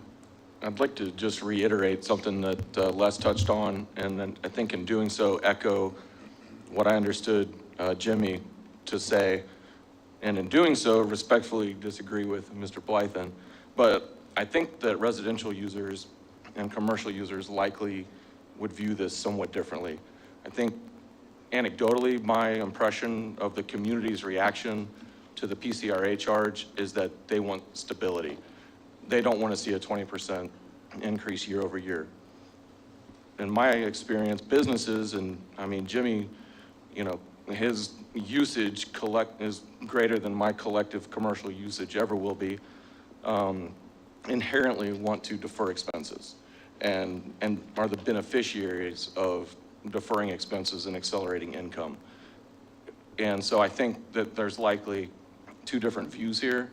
I think I, as a residential user, would like to see stability, but if I can forecast an 18% increase in 3 years as a business, I mean, I'd rather have that 10% to my bottom line on my usage, and I'm sure someone using, you know, 7 figures of usage would probably agree with that. And so I think there's likely a distinction between how different users would view this, in my opinion. That raises a good question. Is there, I mean, since we deal with classes of users, is there a way that in the residential class you could level it out, but in the commercial class you could delay it? Is that even possible? Yes, sir. Sure. I mean, I know we haven't talked about that at all, but I don't know if that would be something that we need to address over the next 2 weeks and discuss in our February 1st meeting. I mean, I'd be very interested in not only Richard's thoughts, but your thoughts on that as well. You can, and from a purely rate-making standpoint, there's nothing wrong with it at all. It's just how you get to the end result. You sure can. Yeah, what council, the actual thing that council will look at and contemplate voting on is an ordinance revision. And in the ordinance revision, it'll have a rate by class and what it'll be for the 2 years. And so absolutely we could do that. What I wanted to point out to you was what caught my eye when I was looking at these results, right? And it's this topic of leveling out or not leveling it out. If we can pull up the water operating results, if you look at line 24, you see that 18% increase, right? I mean, it's out of the ballpark compared to the other fiscal years. It's in fiscal year 26. And then Rich, if you could take us forward just real quick. I'm sorry, there's so many slides. Don't go forward. We'll get there eventually. For the wastewater operating results in fiscal year 26, it also happens to be the highest year. It's 10% in wastewater that year. I'm not saying that to say pick a side or don't pick a side in this discussion. I'm just saying it just so happens that fiscal year 26 is the highest for both of them. But it's an interesting point you're bringing up, Chris, about residential one way, commercial the other. That's not a bad solution at all. It's something I never thought about, but I totally get the reason why. And you're right, Jimmy's electric bill is, I mean, for what he does, it's a transmission level customer. It's a big part of his operating expenses. Any comments on this particular? No, I mean, not necessarily on, I personally agree with the leveling and so forth, because that brings at least stability, but I do like that idea as well. But I think too, at the end of the day, for the consumer, we probably need to somehow put this all together because you just have the pieces. If I'm looking at 7% for wastewater and 9% for water and so much for electricity, I mean, at the end of the day, how much is it going to impact me? Not just in these individual pieces, because it's hard to understand by individual pieces and how I can affect anything I'm doing. And what that means for me as a consumer and in what particular class that is. No, In you're dollar right. signs, right? Yes. And David, before we go to the next speaker, you know, with your professional hat on, what are your thoughts on levelization versus delay? I mean, I prefer levelization. I mean, I think certainty is easier than, you know, Even on the commercial side? from the commercial side. Okay. I mean, just because if there's certainty to it, like I said, you can kind of plan for that. And I mean, for us professionally in the healthcare sector, I mean, it's a little bit different animal because we can't just pass along higher rates to the customers. And so, you know, it is a challenge there, but still certainty, if you know it's going to increase X and X amount each year, at least when you're doing your budgeting, you can, you know, at least, you know, look for that and prepare that in your budget. Whereas if we do, like you said here, I mean, if we do 6% one year, 18% the next, and so forth, because, you know, at least for a lot of the people that I would represent, whether it's nursing homes or whatever, I mean, the usage isn't going to change a whole lot. You know, we kind of know when the usage is going to change depending on the type of season and so forth. And so yeah, leveling would definitely help, at least from what I can see. Yeah, I think there needs to be a distinction though between leveling it and, like, this is a level, but it's a year-by-year increase, right? So from a business standpoint, are you gonna get let's just say a one-time rate increase of, let's call it 12% that lasts for the 3-year cycle versus an increase every year, right? It's a very different topic. But just to tie the increase back to the rates that we just talked about. So we're talking about increases on those rates every year to make up the revenue increase. Is that? Yes, sir. So the numbers you talked about before are just for 24, Right. and then they're going to go up every year. Yes, sir. Yeah, see, that's what I think the point is do we get one rate in 24 that lasts for 3 years, or does it increase 9.5% every year? Well, and my question to you, I mean, because I hadn't thought about what Chris proposed until he proposed it, but as a manufacturer, would you prefer to know that that rate is going to be stable or fairly stable all 5 years of the rate plan? Or would you prefer to defer and anticipate those rates in future years for however you run your business? I mean, you guys use a lot of electricity. And water. And water, yeah. No, so it depends on your customer cycle ultimately, right? So for CGT standpoint, I prefer a steady increase, but like Jimmy, I would want the lower cost now and forecast the future cost of whatever it is, because in our business, I can't pass on increases that quickly. So there's a long cycle as far as customer revenue standpoint. So if I know in 4 years from now, it's going to be X dollars or X increase, I'm okay with that, but I don't want it all up front. I think what we need to do, and y'all chime in if I misspeak here, but if we can have Dawn work on some scenarios similar to what Les and Mark were talking about to review, send those out to the committee in preparation for our next meeting as soon as we can. And then also weigh in from the executive team, somehow weigh in on this concept of pros and cons of split residential, maybe levelized, and commercial, what that looks like for everybody to kind of ponder and marinate on for our next meeting in February. I think that would be beneficial to the committee is what I'm hearing. You know, I think that would be interesting, and I haven't flushed this totally out of my brain, but I do want to say this. It kind of goes back still to what are we here to do? And I think that in all this, what I've kind of come down to is we've got to figure out a balance between the fiscal impact on NBU and the impact on people. And the people, whether you're a resident, whether you're a private citizen or you're a corporate citizen, I'm a little uncomfortable with treating them differently because we have to, on the balance, still support our utility and the needs that we know we have as a community.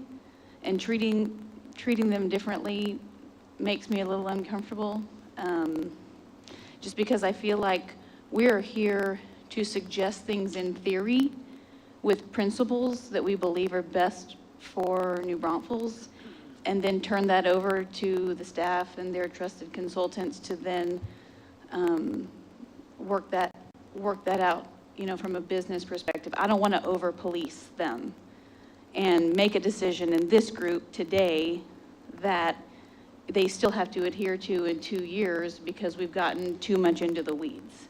While I think that would be interesting information to have to see the difference, I think it's getting a little too detailed from where I'm comfortable with having a different set of kind of values or balance between different people who really we're all here, you know, utilizing the same resource and here to support our one utility company. So it'll be interesting, but I'm uncomfortable with treating the two as different. Well, and if I understood Mr. Taylor correctly, the revenue needs, whether you do, I mean, I'm 100% in favor of levelization for residential users. Obviously, I brought it up 2 meetings in a row. This is just a new concept, right? And so I'm gonna have to marinate on that. But if I understood you correctly, whether you do it level on both or level on one and increase, delayed, or whatever the correct termination is, the revenue requirement is still met to address the capital issues. Did I understand that correctly? So if that's the case, you know, the only argument I would have is if the commercial sector is saying, hey, we would prefer the delay so we can forecast, we still send in the same principle, is, hey, board, whenever you're looking at these rates, our consumer, whether it's commercial or residential, has asked us to consider this approach. Ultimately, it's their decision. We could say level and they could say not, and it is what it is. But I think it's the same, even though it's different, because it's just different classes. You've got some people that kind of operate on a kind of bottom line revenue based approach, and you've got a lot of organizations, you know, I'll say, you know, my church, which is a commercial user, got hit really hard by this, and what we're planning for that this year, right? I mean, and that's a commercial user. This space right here is a commercial user. Kind of to David's point, not all commercial users can, you know, in the nonprofit sector, the volatility is like our worst nightmare because cash flow is an issue anyway as it is. You know, it's not something that you're generating or you could even forecast as well. So you just can't classify every commercial user even with the same business model.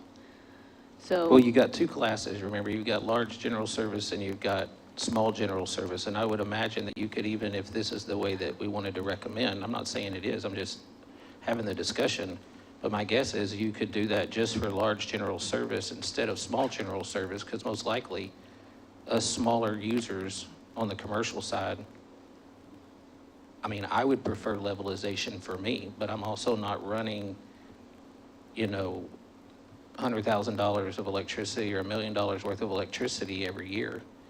Is that, could you do it by class? Yes, sir. Sure could. I just think it's a good conversation. Where it lands, I don't know. But And how without does- the information, I guess, how does that affect bond issuances and that type of thing? I mean, if you're expecting revenue on the back end as opposed to, you know, year per year level increases, what does that do to to a bond issuance in the particular year that you're way under. Well, you wouldn't be way under. You're still going to have to set revenues to recover revenue requirements for that year. It's just how much over are you doing it to prepare for the next year and the next year. So you still have to make sure you meet revenue requirements. And can levelization be met by when you've got issues where, I say issues, where you've got increases in fees, like, for instance, you've got capital expenditures projects that you, early on in this program, about the third time we met, we were taking a look at long-term capital expenditures, say 26, 27, I can't remember the dates, but they're showing up here also. So are those going to be looked at if you try to levelize this thing and hit them at once? I mean, how do you plan for that, knowing that that's going to happen 2 years from now? That's the part that the revenue the over recovery, the levelizing, that's the part that it helps soften, since that's the driver of everything. But it's just going to mean that bigger increase in that 1 year. Any that you deviate, you're going to have to recover by the time you get, say, for 2026, in this instance, 2027, when you hit those big revenue requirements, because of the capital items, you're just going to have the revenues coming in by that point. Whether you prepared for it ahead of time, or some of the classes prepared for it, then you're going to have that hard increase by the time, say, for example, 2026, and you changed it with levelizing residential. The rest of the classes maybe were more responsive to what's the revenue requirement need this year. You're going to have bigger increases there. So you're just going to have to prepare for it in a different way. Those needs will still be there. The capital are still driving everything that you do. You're just going to have those big increases for whatever you don't recover ahead of time in that year. So somewhat tracking what we're looking at, with 6% and 2% and 18%, you're going to be closer to that. Especially if you split it up.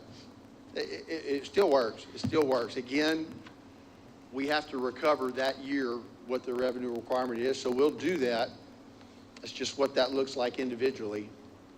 So we split it up, if we levelize some and we don't levelize the other, say for residential, we'll track the roughly 9% or something. It'll be less than 9%. For that, but we'll track that every year, and then, say for the commercial, large general service, small general service, those type of things, you're going to see the peaks and valleys, but we're still going to hit that 2025 or 2026, we need to cover X amount driven by an additional 12, 15 million in capital or something. So it won't affect the capital. It's what you're going to see is just the differences in the way the rate increases apply. We still have to hit the same number, whether we collect it ahead of time or we wait till that year. Since I just kind of accidentally opened this can of worms, I also want to acknowledge that when all of these conversations have long since passed, the likely challenges, public challenges NBU might face in passing on a 9.5% increase to residential users and a 1% increase to commercial. And then the following year, the ramifications of passing on an 18% increase to commercial and a 9% to residential, the institutional knowledge of kind of what we have started here will likely be lost. And I just want to acknowledge that I recognize that as well. There's a lot of storytelling going to be involved with that one. You're right. Chris, thank you for that perspective. I was sharing with you all the numbers on fiscal year 26 earlier. I didn't complete my thought there. This RAC will consider fiscal years 24 and 25. And then so in a couple of years, we're gonna reconvene the RAC. And if you all want to continue being on it, then the board would likely reappoint you, right? So whoever's sitting in your seats, developing the fiscal years 26 and 27 rate plan, will be looking in the first year of what would I say it was, 18% water, 10% sewer in year one. So it's thank you, Richard. It's a heavy lift.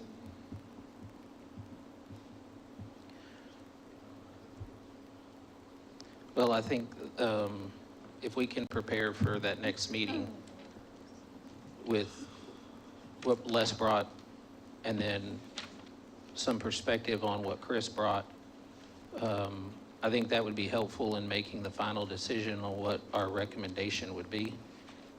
And it would give everybody a time to digest that. Is that fair enough?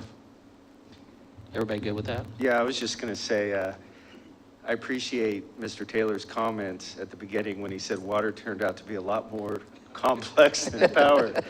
And I think Chris just made it even more complex. Thanks, Chris. I think we can move on now. What we would ask on this is, if we want to look at the different scenarios, maybe just a little bit, a specific direction, we can do anything. I guess that's the thing. We could do it all across the board. So maybe by the end of it, or tomorrow, or by the end of this week, maybe narrow down on, hey, we really would like to see this. So not asking for it today, but just for before we're able to get results back to you. We appreciate that. That would help. Well, thank you for letting us spend the time here because, like I said, I think as representatives of constituencies across the community, I think this is a really important part of our final deliverable. And whatever that looks like at the end, it's what it looks like at the end. This is going to show that everybody out in the community, did they listen to us or were we wasting our time? It is important. It absolutely is.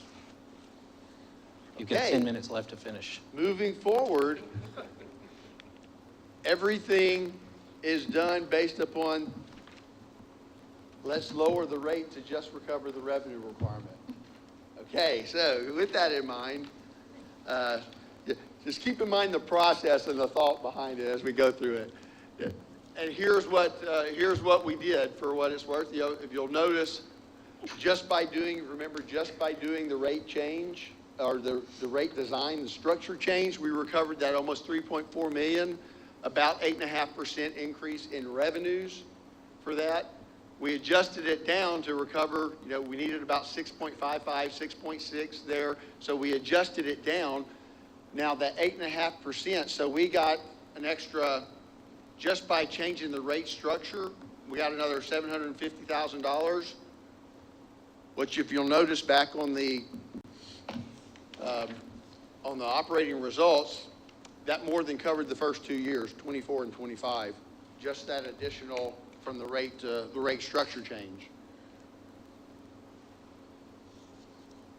So if we did that and we let it flow, it's going to build up quickly. If you notice the 9.5%, so we're talking a little bit more slight increase over this 8.5 that we would do, but we've about done the process if we were just levelizing it.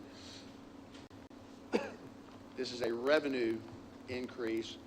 That doesn't mean it's going to go back and forth on the bills, as we'll look at in a minute. That doesn't mean every bill is getting an 8.5% increase. So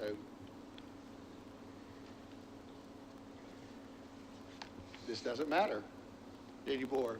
So remember the cost of service, though, at the bottom, that $2.6 million that we need to recover the 6.5%, the way the cost of service fell out, most of that was from the residential class.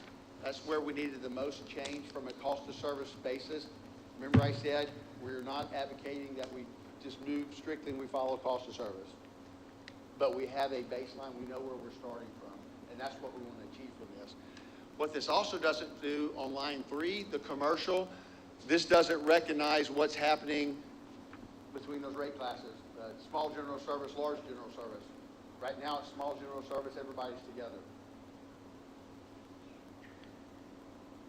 So from a residential, this is where we're at currently, compared to the second one is our recommendations where we made the structure changes, and then we just let it flow, whatever the results were. And then the third one is where we actually, the third all the way to the right, is where we adjusted the rates down to just recover the revenue requirements we needed. Now you see here, the two on the right come out the same. They're actually slightly lower slightly lower than what we're doing right now, what the current is. Again, the two on the right are the same because of 3,000 gallons. We haven't changed anything on that. The rates come out the same. We haven't adjusted. This is that first 3,000 block that if you have the ability to control it, we encourage it. That was 37.4% of our customer base are already falling out in that. So these are the ones that, Justin, as you mentioned, hopefully that's low income. It covers a lot of low income, but that is our low usage. So if you can control that, then it will impact you. That's our cheapest block from a rate standpoint. So roughly we range from $21.83 to $22 right now a month. This, just comparing, you've seen these actually before, and if you'll notice right now, so that 21.83, that's if we adjusted with the proposed, that will set us as the lowest at the 3,000 gallons. That was our goal. Is, you know, from what you brought back from the community, you have the ability to control it. That does give you a break if you control your usage there. That was what we were trying to accomplish here. Now at 6,000 gallons, this is on our average usage class now. Remember, 5330 is what our average usage is for a residential customer. So right now, the bill's at 2810. If we just let it fall out, it goes from 2810 now to 3653, and then the adjusting down was 3383. So we have a little increase at the average usage customer is going to see an increase in their bill. Either way we go, if we move just to reduce the rates and only collect that $2.6 million that we need for fiscal year 24, they're still going to see an increase in their bill to average usage customer. We talked about on this, we talked about right now, 0 to 7,500, the water supply charge does not apply. And here now for these customers, 0 to 6,000 is what we're proposing. Water supply charge still does not apply to these. So as we move up higher than 6,000 gallons, residential customers are going to start seeing the water supply charge tacked in there. That water supply charge is purely recovery of our purchased water. Here again, you'll see the NBU at the top there, the 3383.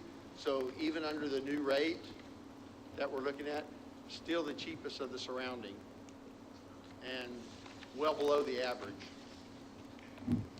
Sorry, just one question before we move on. Over here. Yes, sir. So just the, to tie this back to the 9.5% increases, does the increase go after both sections, the availability charge and the usage charge, or just one of the classes? It goes both availability and the usage, yes, sir. It is a combination of.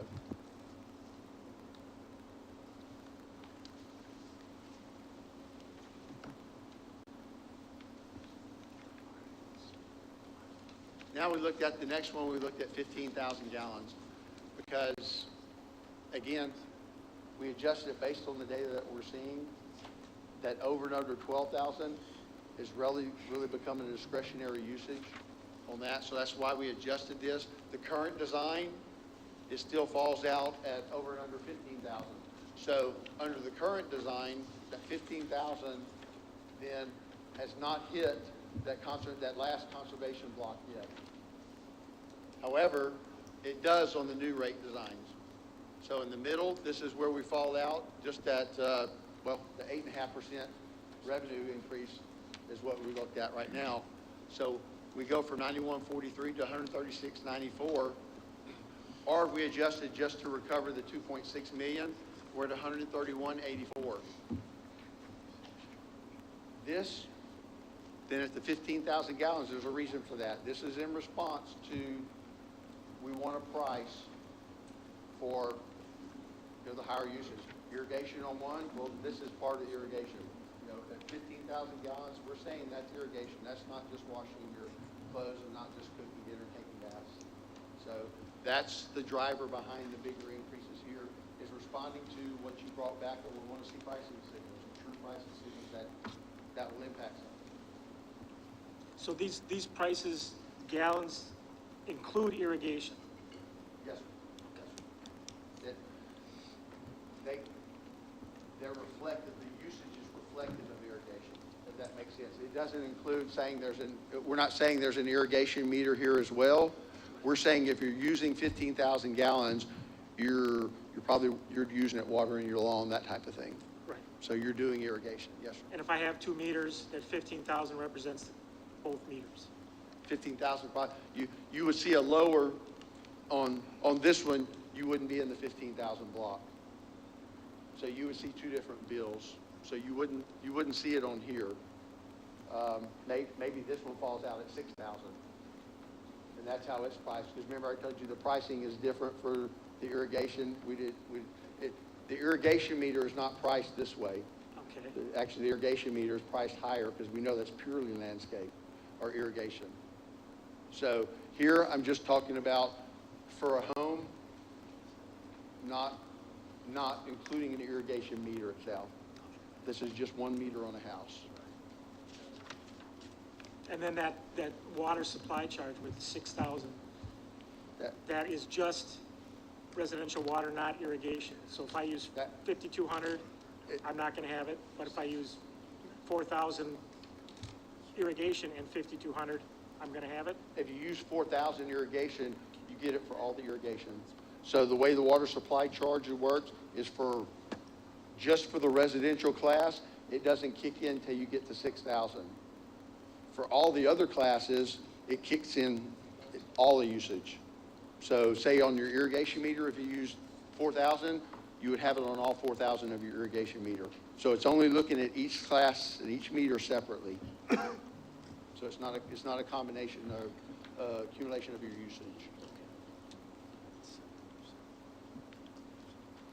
On that though, at the 15,000 gallons, the rate where we come up there, that 131.84, we start to move up with the surrounding. We're still below the average on our communities, but we have moved up from the bottom rate. Still below the average though. Then we move to small general service.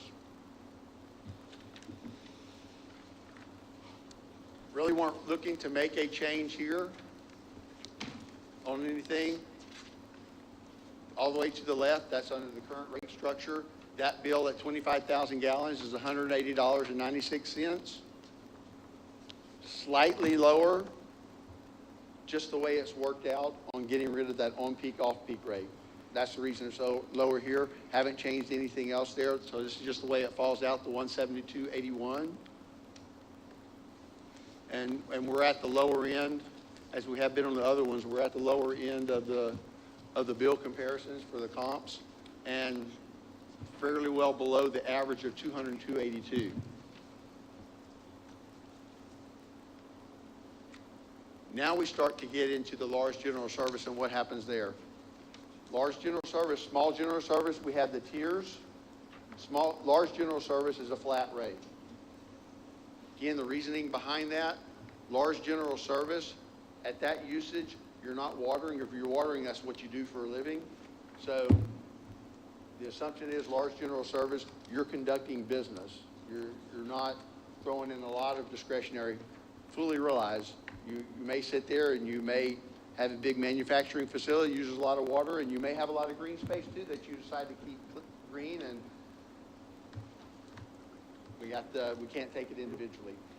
So we have to try to capture and make some assumptions when we're doing this. And the assumption is, as you're moving into these, you're conducting business. So we have a flat rate. Our goal is not to tell you you can't use in order to do your business. So here at 150,000 gallons, under the current design, remember this falls into the third block under the current design, we're still under 200,000 gallons. 200,000 gallons is that last block, which is really the third and the fourth block are starting to really become conservation blocks there, and you start to really get the pricing signals up. So we're still in the third block there. Under the large general service, it's the flat rate. We've gotten a slight increase. We move into a higher fixed charge in the large general service. So more of it's recovered from your fixed charge, your meter charge, your availability charge, than just the usage. The yellow being the water supply fee, and then the blue being the usage charge.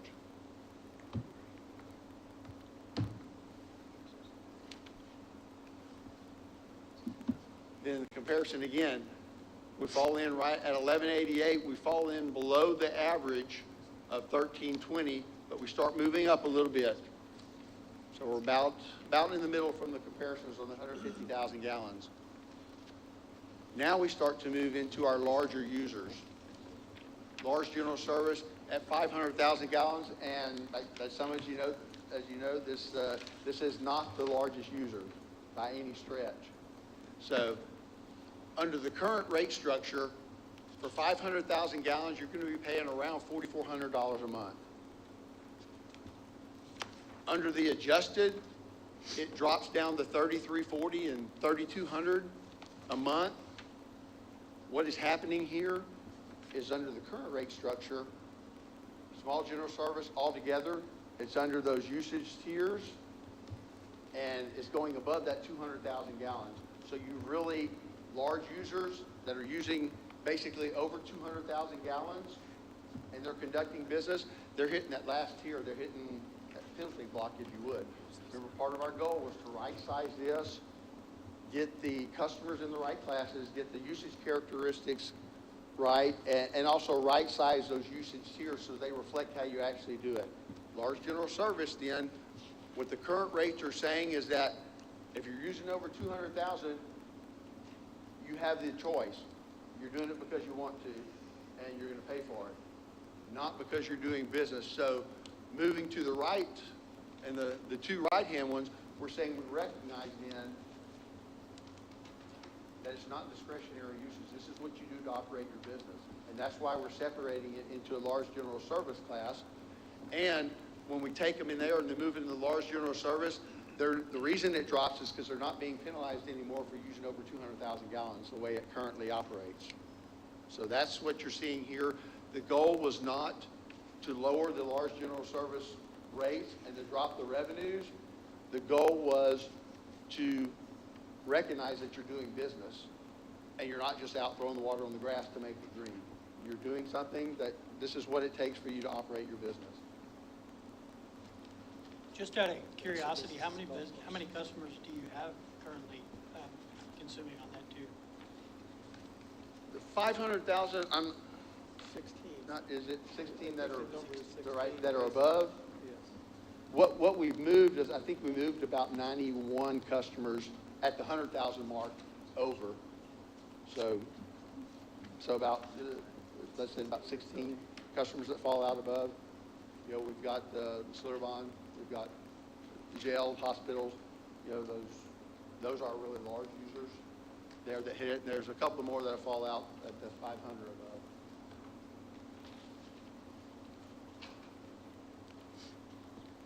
And where we're at then on that rate is, again, we start to move up. We're still below the average, and we're still at the lower end on the rate comps.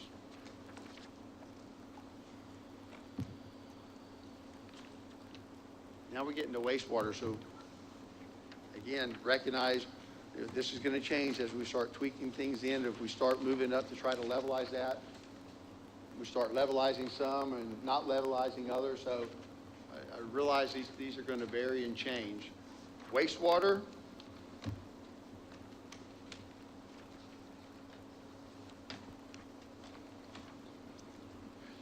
Didn't need that big increase in the first year. What we're showing, if you see on fiscal year 24, there's a shortfall of about $771,000, if y'all remember that. So it's about a little over 2% increase that we need from a revenue standpoint to cover fiscal year 24. Then from the cost of service standpoint, if y'all remember this, again, most of that, that was driven really from the residential side. The residential was the one that was really out of whack, if you would, from a cost of service standpoint. That 771,000 is about a little over 2% increase. So what we proposed here is to recover that. The average usage of 4,600 gallons for a residential customer. We propose to recover that just from the residential class, that 771,000. So that'll move from 5728 on a current customer bill to 5947 for an average usage customer. Okay, so that residential cost, that's based solely on volume? Right? And not what's in the water, but the volume of the water? Right, yes, sir, I'm sorry. Yes, sir, that's right, that's right. A residential class could put less harmful stuff into the system as opposed to the large industrial or other, right? That's true. Which costs more money to process to get it back into the system. Yes, sir.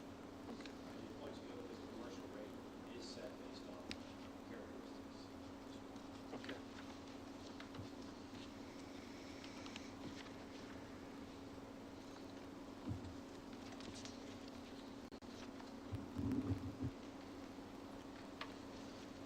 Not as many things that we can do on the waste. As Ian mentioned, hey, once we get through the water, wastewater is easy. We don't do tiers. We don't do usage tiers. There's no, it's done. People do it. But why? Usage for wastewater is based upon water. So you're not going to not flush your toilet or, drain the tub, that type of thing. You can't really control wastewater. So there's no reason to do all the usage tiers or anything like that. It's just a flat rate. And again, reflective of your water usage. So we don't have all the bells and whistles. We can do it. That's pretty straightforward. Any questions on that?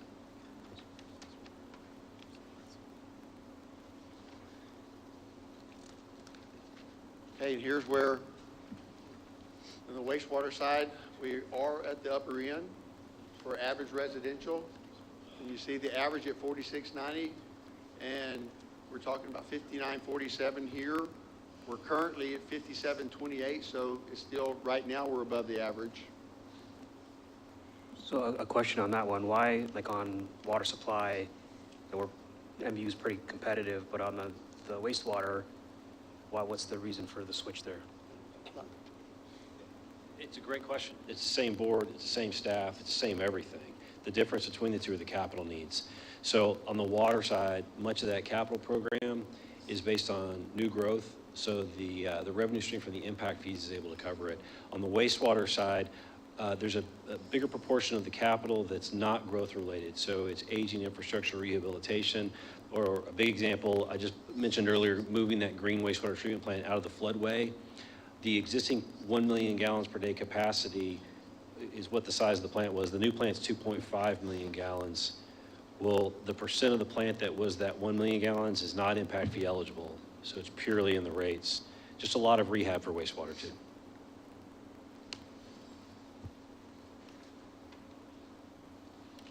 And here's the fallacy and the problem with doing these rate comparisons. I can't look at this and tell you which system is falling apart and which is gold-plated just by this. So we're comparing this and going, wow, we're up at the top, but I don't know who hasn't spent money on their infrastructure in 15 and 20 years, and they're just voting along to the next council and the next committee and the next board, and who's really taking care of their system and kept up with their system. That's the problem when looking at these. It's good information, but you have to be careful on how you digest it and use it.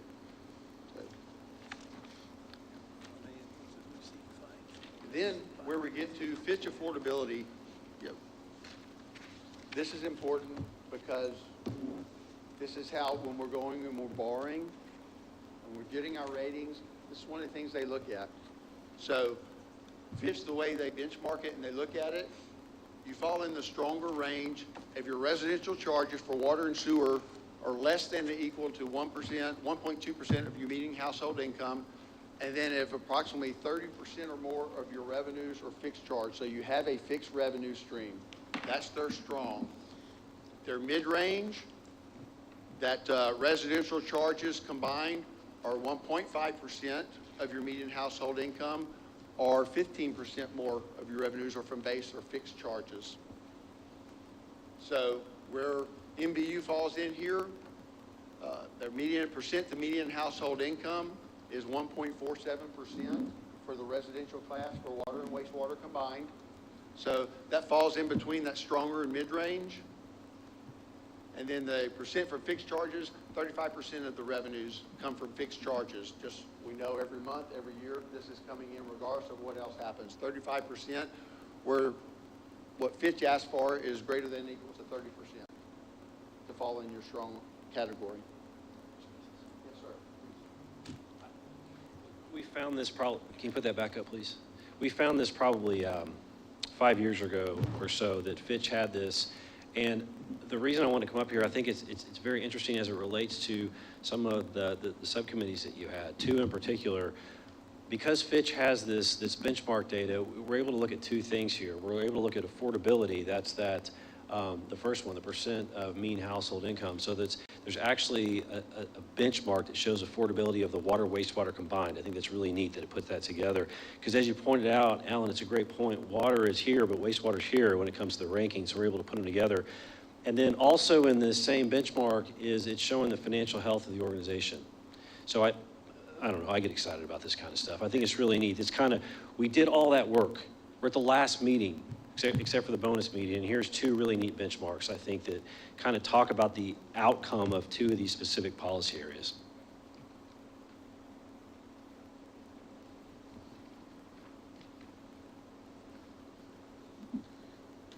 Right.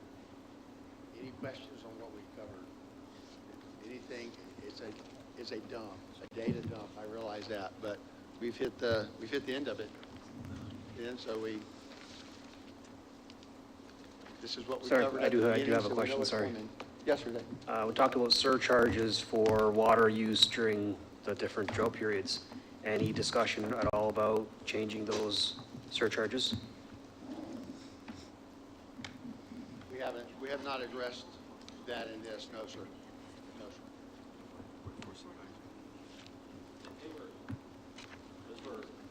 Those were added a few years back, and the intent behind those was, the camera's in the way. The intent behind those was to send that conservation signal. So it's just one more signal we could put, but I mean, any thoughts on whether that makes, because you don't have the, I guess my gut reaction is it's not income you can count on, because you don't know when you're going to be in what drought stage. So for example, if you look at a year like 2011, one of the driest years on record, well, prior to that, we had a very wet year, right? So going into 2011, the aquifer was full, and we just didn't have a lot of drought stage restrictions, but a lot of water was being used, right? So it doesn't necessarily send that signal in the way that the rest of the rate design is intended to do, if that makes sense, because you can't count on it. It's like the Fitch criteria, right? How much of it's coming from your fixed cost? This is kind of the same way of talking about that. This is revenue coming from a drought stage. Really what you're trying to do is slow down the effects of that drought until the rains can return. That's kind of the intent behind that, more so than it is a cost recovery. No, I would agree with that, but it's not about driving revenue from my standpoint. It's running out of water, period, right? So what can we do? Like, it drives me crazy when I see we're in level 4 drought and somebody's watering their lawn every day. Yeah, So- yeah, us too, and it goes beyond our community, because within our region, you have some utilities that are following the Edwards Aquifer Authority critical period management rules and going in and using those triggers to go into those drought stages, which was what we've done. And our mayor has the authority to do that. It's something that, if I don't mind speaking for him, it's a value he holds, and it's near and dear to him. And so we have followed that. Other communities haven't. And so we have mechanisms through the drought management ordinance within New Braunfels to manage through that. I appreciate your concern about that. We share that. Some of these are different areas depending on how you're getting. You'll see in Florida, when you get hit with drought surcharges, you hit drought stages, you're in conservation districts. When you hit a drought stage at different levels, you're actually charged more. The utility itself is charged more. So when you're applying these drought surcharges, they actually reflect the price of water. As you hit a certain drought stage, your costs go up, and so the drought surcharges go up and follow that. This is not what we're trying to track here. Right, but it also could be as part of overall rate increases, Sure. putting money in the bank. Yes, sir. So you don't have to increase the rates 9.5% every year. Right. If you knew that you were going to get that revenue, yes, sir. Good. Okay, that's it then for today. We just blew right through that, 2.5 hours there. So thanks for hanging in. Appreciate it very much. Does anybody else have any questions, comments? Seeing none, we'll stand adjourned.